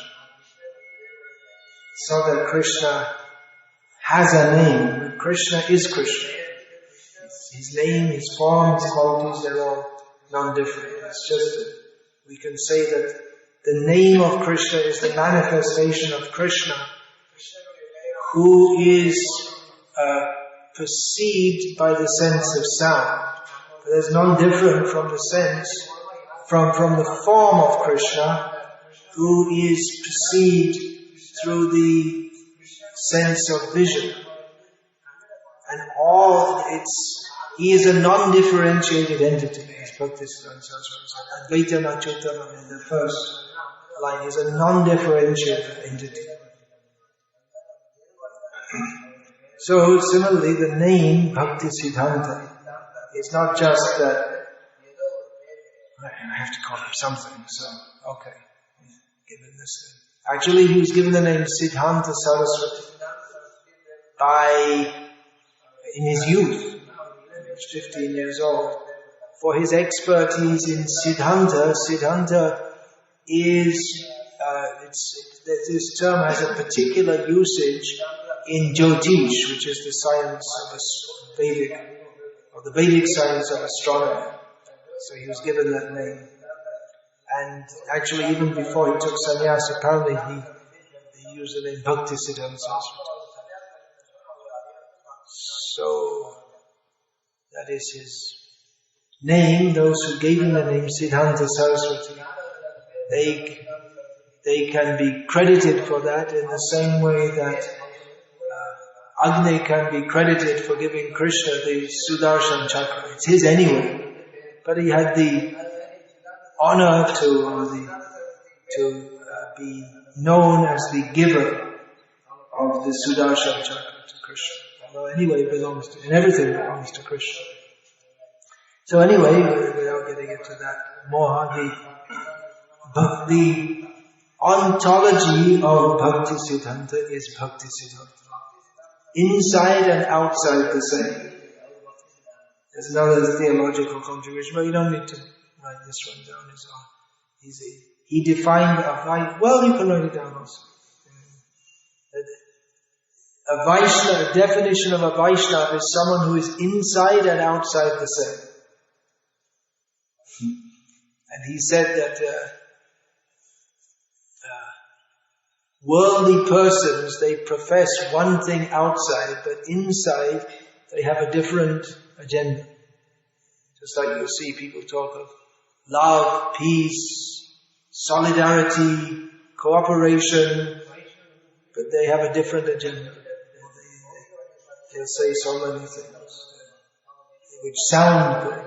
That's why we have to be very careful in the religious field also, because the putanas, in the form of religious preachers, use words like love, compassion, brotherhood. I guess you can't say brotherhood in the modern age, you have to say brother and sisterhood.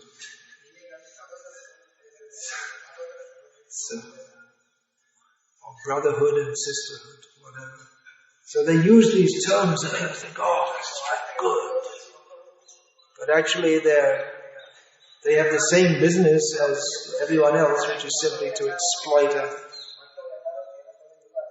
Just they're more sophisticated in doing so. So, what is the ontology? How are we to understand it? By studying bricks? No. We won't understand it.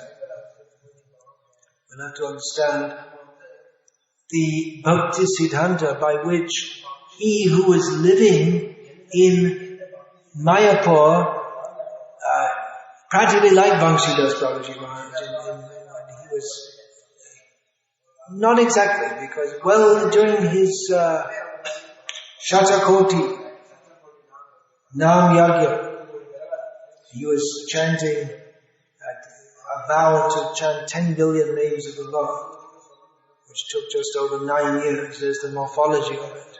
And the ontology is that every name of Krishna, he's living with Krishna. So, but he was also managing the mart.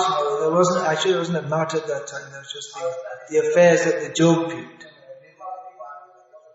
But he was living renounced in the same way that Gaur-Kishore Das Babaji Maharaj, who was on the other side of the river, he was living in the same level of renunciation. Gaur-Kishore Das Babaji Maharaj said, I see the renunciation of the vairagya of Rupa and Raghunath in my Prabhu. He would address Siddhanta Saraswati as my Prabhu.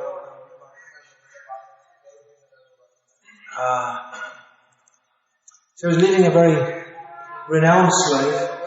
Then what impelled him, actuated him, inspired him to give up that renounced existence,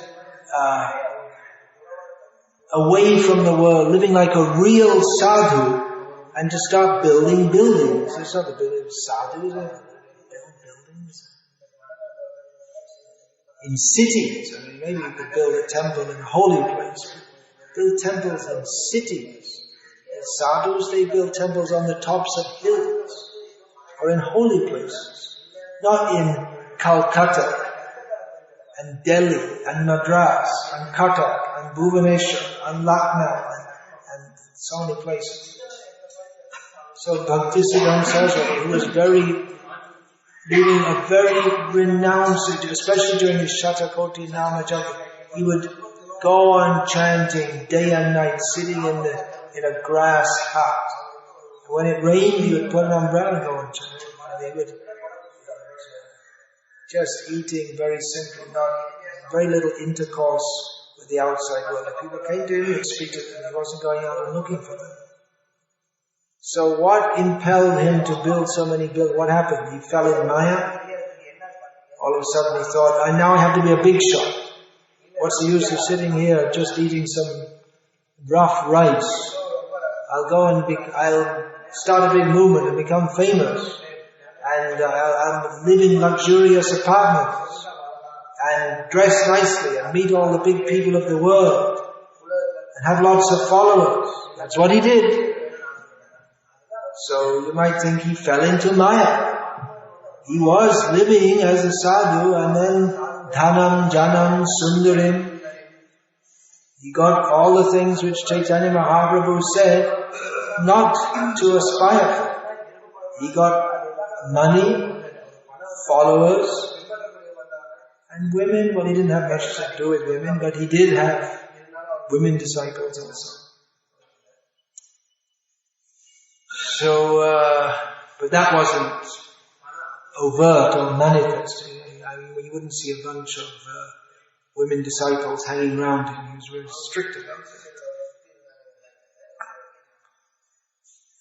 So, they were there, but in the background. Or to be more precise, behind a bamboo screen. That was normal in those days.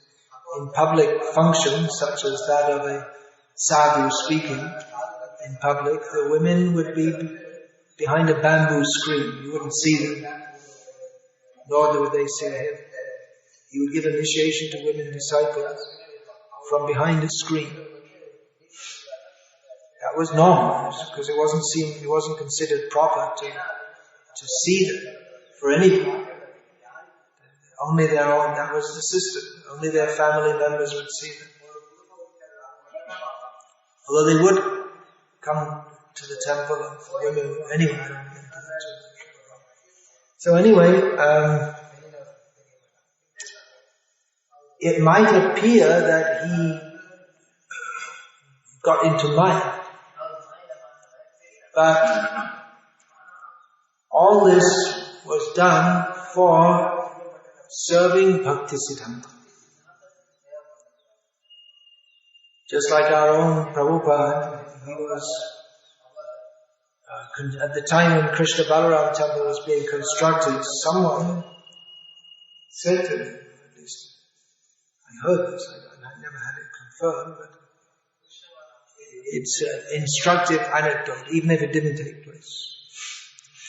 But someone said to him, no, actually I think I saw something, but maybe a little not so clearly worded in the conversation. The way I'm saying it is like a summation of the points. That someone said to him that, maybe it was a Chutananda, even he would say things like that.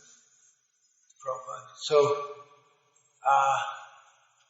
that the 6 Goswamis, they lived in Vrindavan under a different tree every night. And you're supposed to follow the 6 Goswamis, and you're building a big temple. So, why? It doesn't seem that you're properly following. And Prabhupada said that, he replied that because I have to preach the message of the 6 Goswamis, therefore this temple is required. Not for me, it's required for you. I can sit under a tree and speak, but who will come and hear?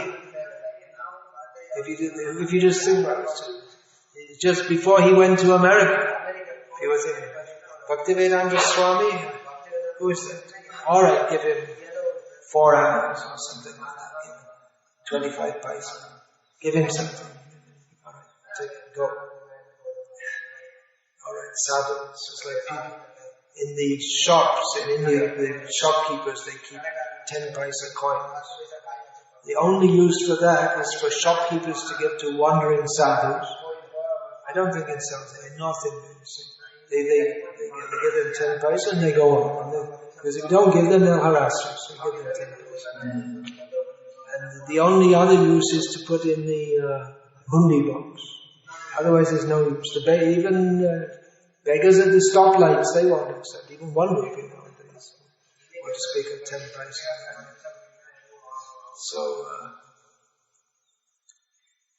So Prabhupada said that it's not this building is not for me, it's for you, because then you will think, oh, Bhaktivedanta Swami is very important. Alright, let's listen to what he has to say. So his message is not different. But because people see morphology, they see only the external manifestation. So the message which Bhaktisiddhanta had to preach, to be heard, he needed to make an organization. And of course that's one reason, to provide facilities to the people that came to him to serve the mission of Bhaktisiddhanta. It was needed for preaching. This morphology is required for preaching. Just like in the material world, a body is required for the ontological reason for the soul to be in this material world is to enjoy separately from Krishna. That's the meaning of existence for conditioned souls. So they need a body to do that. They need but otherwise you become a ghost. You don't have a body. You can't enjoy it. So, in the same way, to manifest the ontology of Bhaktisiddhanta, a body is required. But what is the ontology? What is the Bhaktisiddhanta? Well, it's very simple. Jiva Swarupa Krishna Nityadas. But because when the ontology of Bhaktisiddhanta, when it falls on the barren heart of a conditioned soul who considers that the ontology or the meaning of life is to enjoy this world, it's just like if a drop of water falls on parched earth, then that drop of water will be immediately absorbed into it and you won't even see that any water came there. So it's the same thing. If the message of Bhagavad Gita, Jiva Swarupa Krishna Nityadas,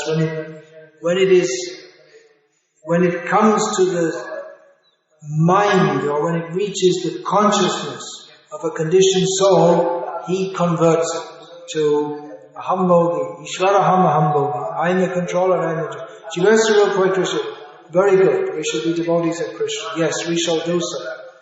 And we shall make a very good show of doing so and become greater enjoyers of the material world in the name of being a follower of Chaitanya Mahaprabhu. This is what happens. So if the earth is completely dry, devoid of any rust, of any moisture, of any water is the medium within which flavor is perceived. You can't, if your palate is completely dry and you eat some completely dry food, then some juice has to come in the mouth, some saliva. Otherwise you can't taste it at all. So persons who are completely devoid of any rasa or even any trace of rasa, bhakti rasa, who are completely dried up due to having no connection with bhakti whatsoever, if they receive that message just without a drop, just a drop of it, then they will merge that into their own misunderstanding. So what is required is a flood. So to bring the flood of Krishna consciousness, an organization is required. One person can sit in one place and speak one thing, and not many people will hear it, and probably they may not understand it also, because they'll think, just another side, so many side. Gorky Shordas Babaji Maharaj, he spoke very strongly. No one took him seriously. Never said. Even they would superficially respect him, but he's eccentric. Highly advanced, but all this condemning others. So you don't have to take it seriously. So Bhaktisiddhanta Saraswati, he wanted to serve Gorky Shordas Babaji Maharaj by pounding the people of the world into taking it seriously. You don't take it seriously, it will make you take it seriously. So for that he needed an organization. He needed to bring the flood of Bhaktisiddhanta. He needed that not one person speaking in one place, but many people speaking in presses, speaking day and night. Over and there's a great drought. Or he would use the term famine. There's a famine of Krishna Katha. We need, there should be hundreds of thousands of people speaking Krishna Katha. For this he christened or dubbed the printing press as the Brihad Mridanga. This Mridanga that vibrates Bhakti Ras, that can be heard from a short distance, but the Mridanga of the printing press, that can be heard all over the world. And he also called, Bhaktisiddhanta Saraswati Thakur also called his sannyasis the Jivit Mridanga, living Mridangas. They will go everywhere and they will vibrate Krishna Katha. So he said there is a famine of Krishna Katha. When there's a famine, there's no use just giving a little. You need huge supplies of food.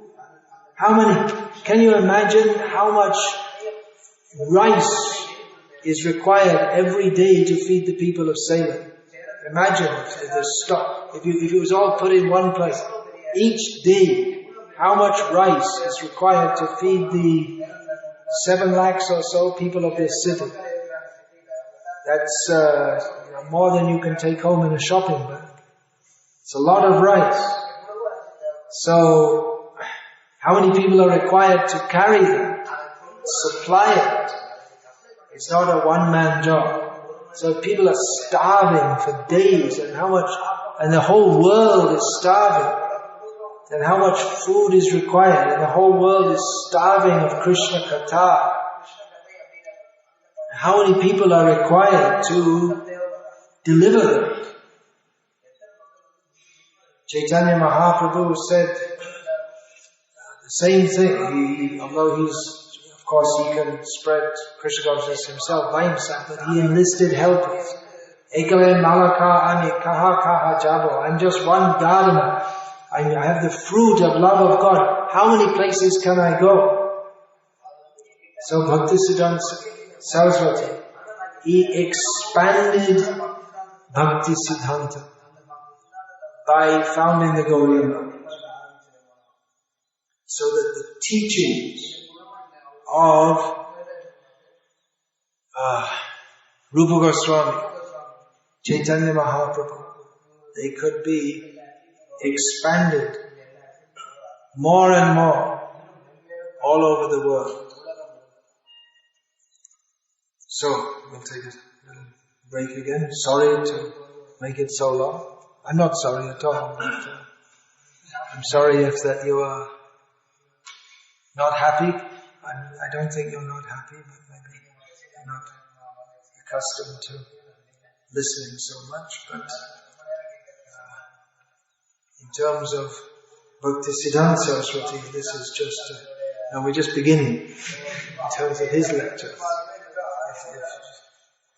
If the lectures he would give, if the devotees might have been wondering, when he's going to finish this year, it's almost, just maybe about halfway through now. So if you want, you can take a break and stretch your legs and other things, and those who want to stay here, they can chant Hare Krishna for a few minutes. Dushtamam Dushtamam Nisha Vaishnava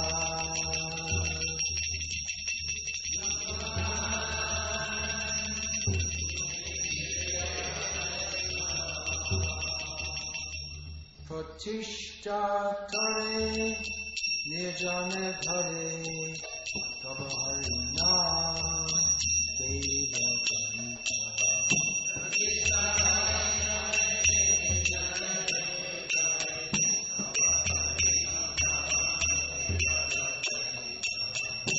Tare Pratishta Shukere Vishta Jnana Kita Maya Vaibhav Jaya Krishna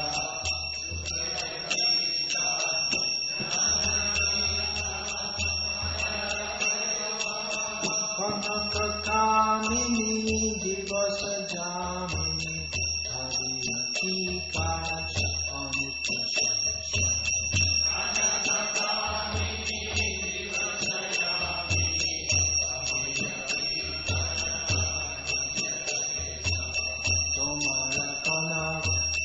Bhoger Janak Kanake Dare Shiva Madha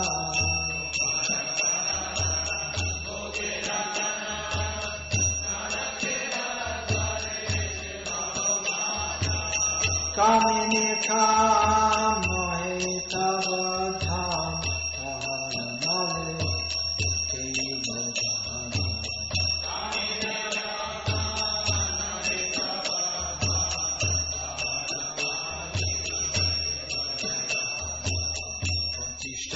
Shataru Jara Maya Maru Nakelo Ravana Jujiya Ragha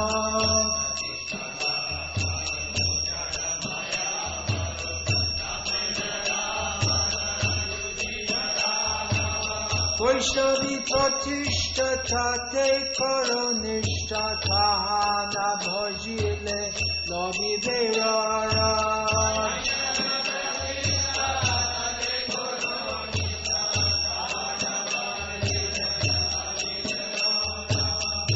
Jannadesh Pratishta Shaklesh Karakeno Tabe Kaha Gaura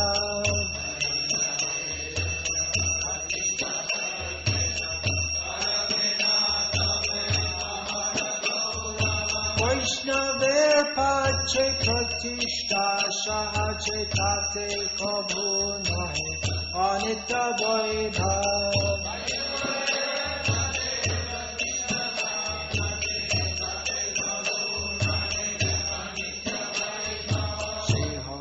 Sambandha Shunna Maya Gandha Taha Kabhu Nai Jarera Koita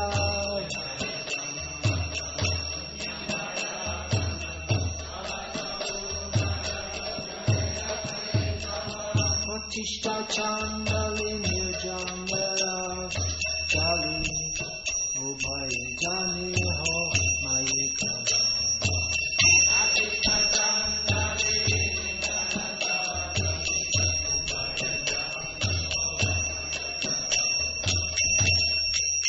Kirtan Charibo Pratishta Matibo Hika Juriya Kabrisha Gaura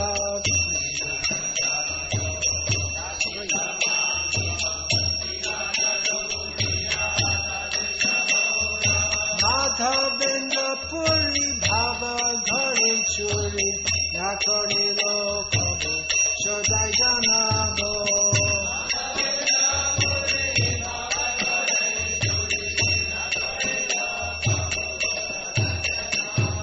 Soma Pratishta Shukare Bishta Tara Sahasama Prabhu Namana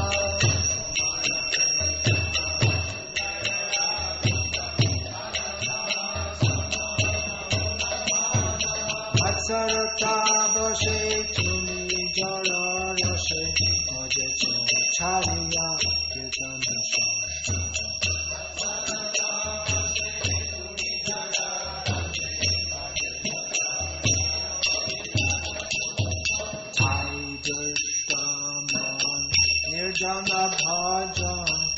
চরিত চলে কুযোগী বৈভব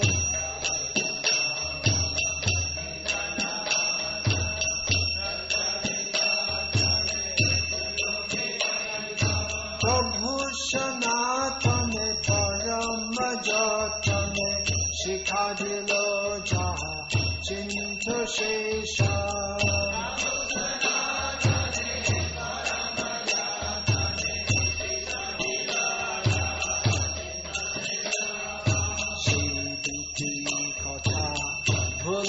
সর্বদা উচ্চৈ স্বরে কর হরি নাম রব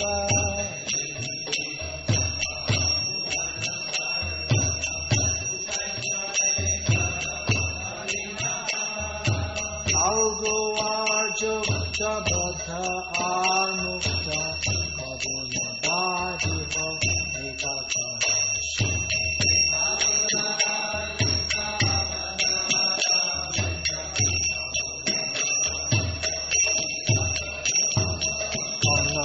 একথা প্রতিষ্ঠা ভাগিনী ছাড়িয়াছে যারে সেই তো বৈষ্ণব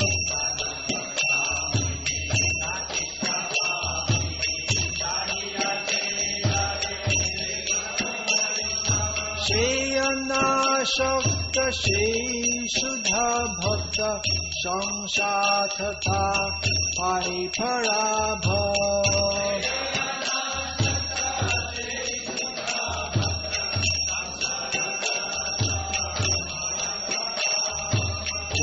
যোগ ভোগ নাহি তথারো অনাসক্ত সে কিয়া কহব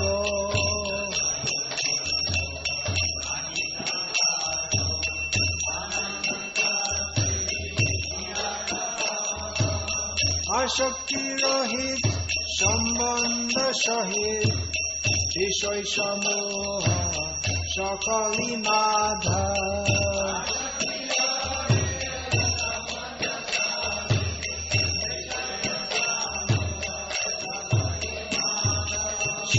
যুক্ত বৈরাগ্য সৌভাগ্য তাহাই জরে হরির বৈভব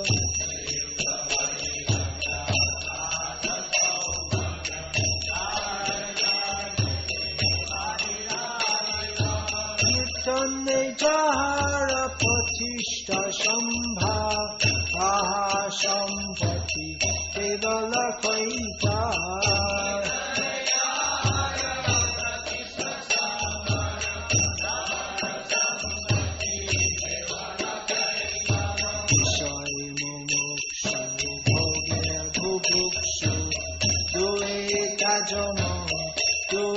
বৈষ্ণব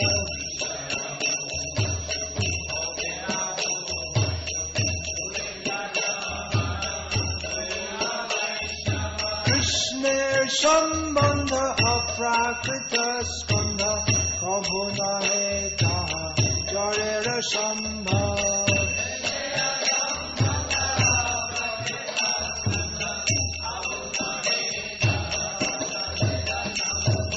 মায়াবাদী জন কৃষ্ণে চরমন অভিমানে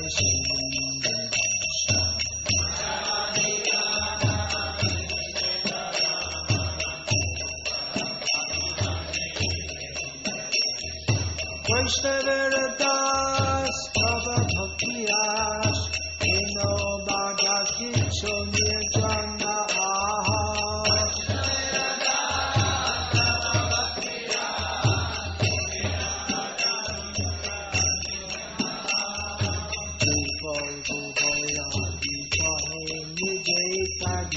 সে না পারে কবু হইতে বৈষ্ণব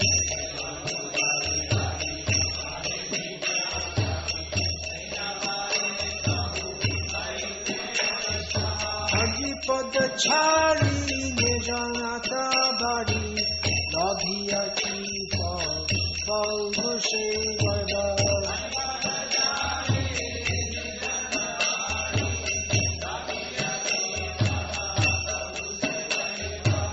রাধা দাসে রহি charon bhoga ahi atistasana hai kirtana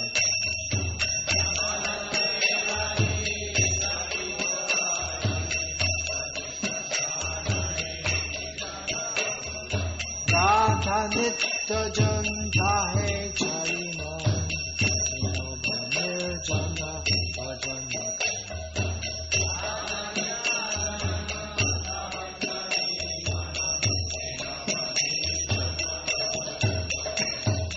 Prajabashigan pracharakadham Pratishta bhikshu tanahesha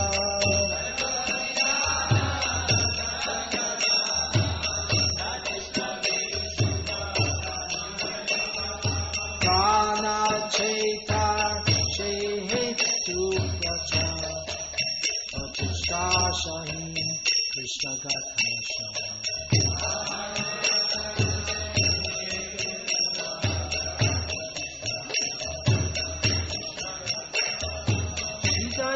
Das kitane ash karo chai sore hari namara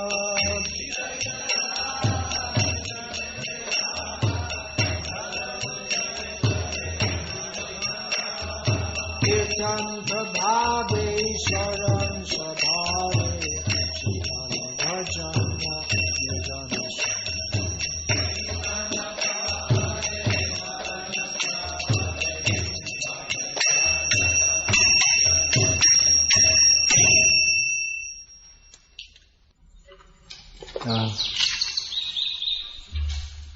I'll read a translation of this.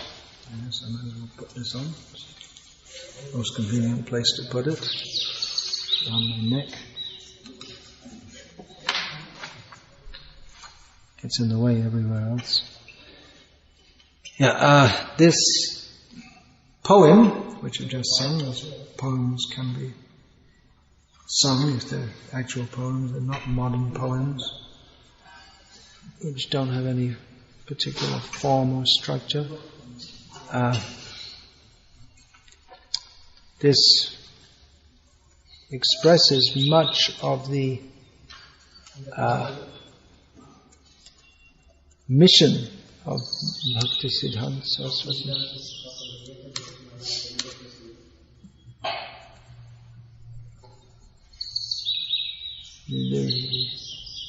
The reasoning, you could say, the reasoning behind it. Oh.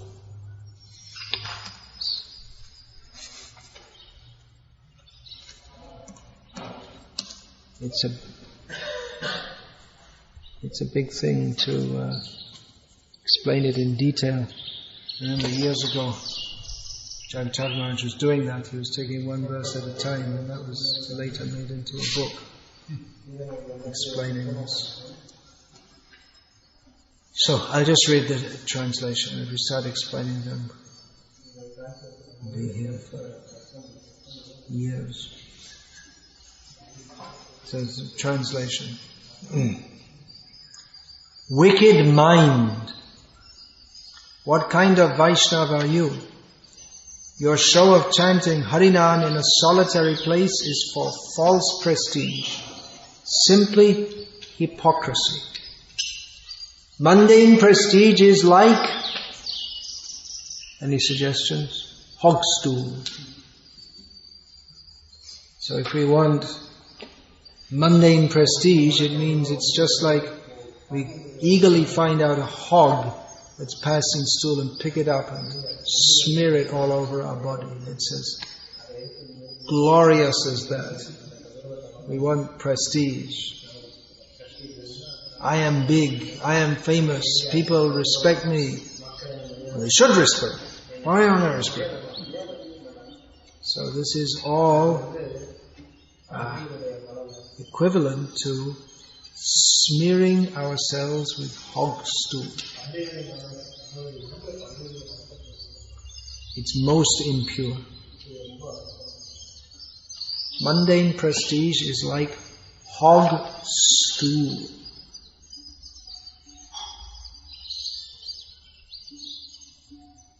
And if the power comes on, let me know because this is running out. Do you not know that such repute is an illusion cast by Maya? What is the value of contemplating wealth and women day and night? All of that is temporary. Your wealth is the progenitor of material enjoyment. Use it to serve Madhava. You are not meant to lust for women whose only proprietor is Jadav, Krishna. Ravan fought with Lord Ramachandra to gain the tree of worldly reputation. Yet that apparent oasis was merely a mirage in the desert wasteland of the Lord's material potency. You might have difficulty translating this. Be attached to the solid position of a Vaishnava. If you neglect worshipping the Lord from that position, you will attain hell. Why do you envy Vaishnavas and suffer torment by desiring the honor accorded them? Vaishnavas have left behind desires for worldly fame. The fame that automatically follows them is never a temporary worldly opulence. That fame comes from a devotee's relationship with Lord Hari. It is devoid of even a trace of worldly illusion and is untinged by the materialistic cheating propensity. The prestige of so-called popularity within the material realm is compared to a female dog-eater, and attempting to live in solitude to supposedly perform bhajan is compared to an entangling network. Know that anyone striving in either of these ways lives in the hell of illusion. I shall give up kirtan and smear myself with worldly honor. What is the good of seeking that kind of glory? I will always remind you that Madhavendra Puri never deceived himself by stealing from the storehouse of emotion.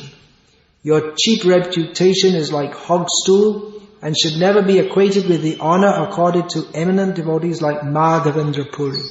Under the sway of envy, after having abandoned the excellence of congregational kirtan, you have absorbed yourself in material rasa. Therefore, O wicked mind, the glories of self-styled solitary worship are propagated only by false yogis using unscrupulous means to deceive others. To save yourself from these pitfalls, please carefully contemplate the instructions given by Lord Chaitanya to Srila Sanatana Goswami.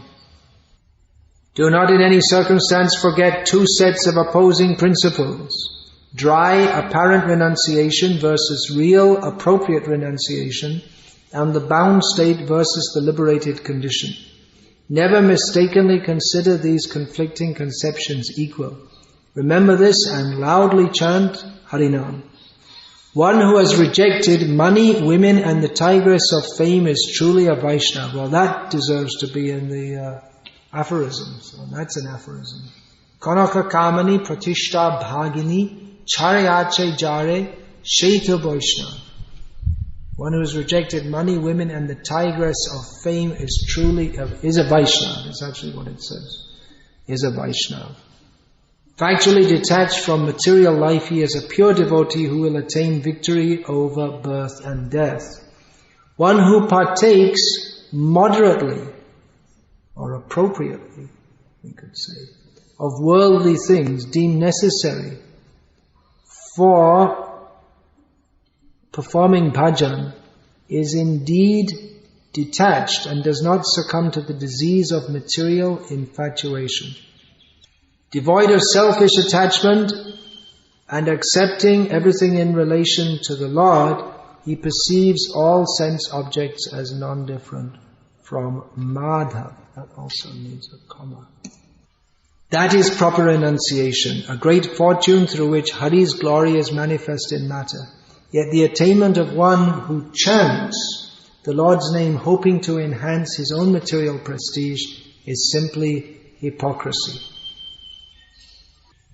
O mind, reject those seeking impersonal liberation and those desiring sense objects. Both are non-devotees.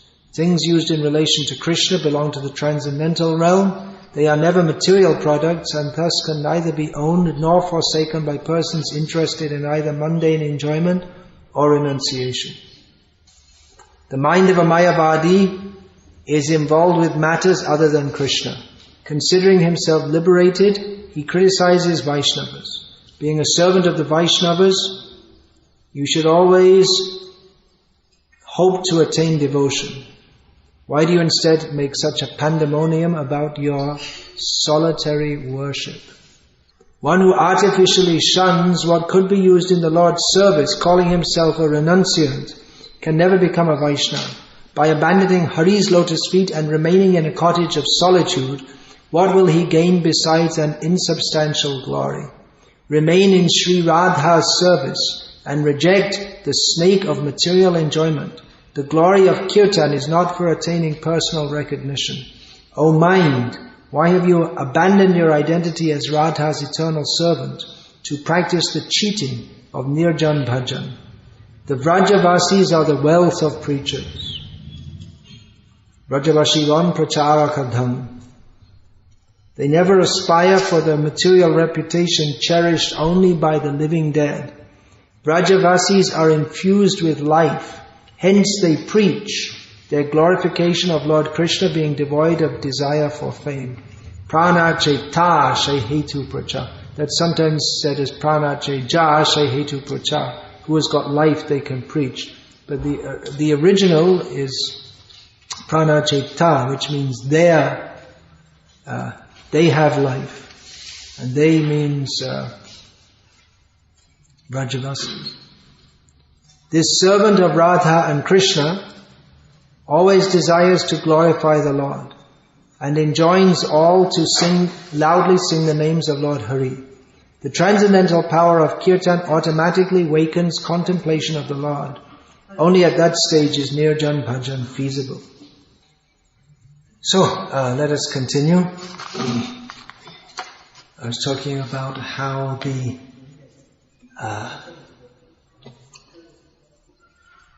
oh, by the way, this song which we just sung is written by Bhaktisiddhanta, just in case any of you didn't know. And the one we sung earlier, or one of the ones we sung earlier,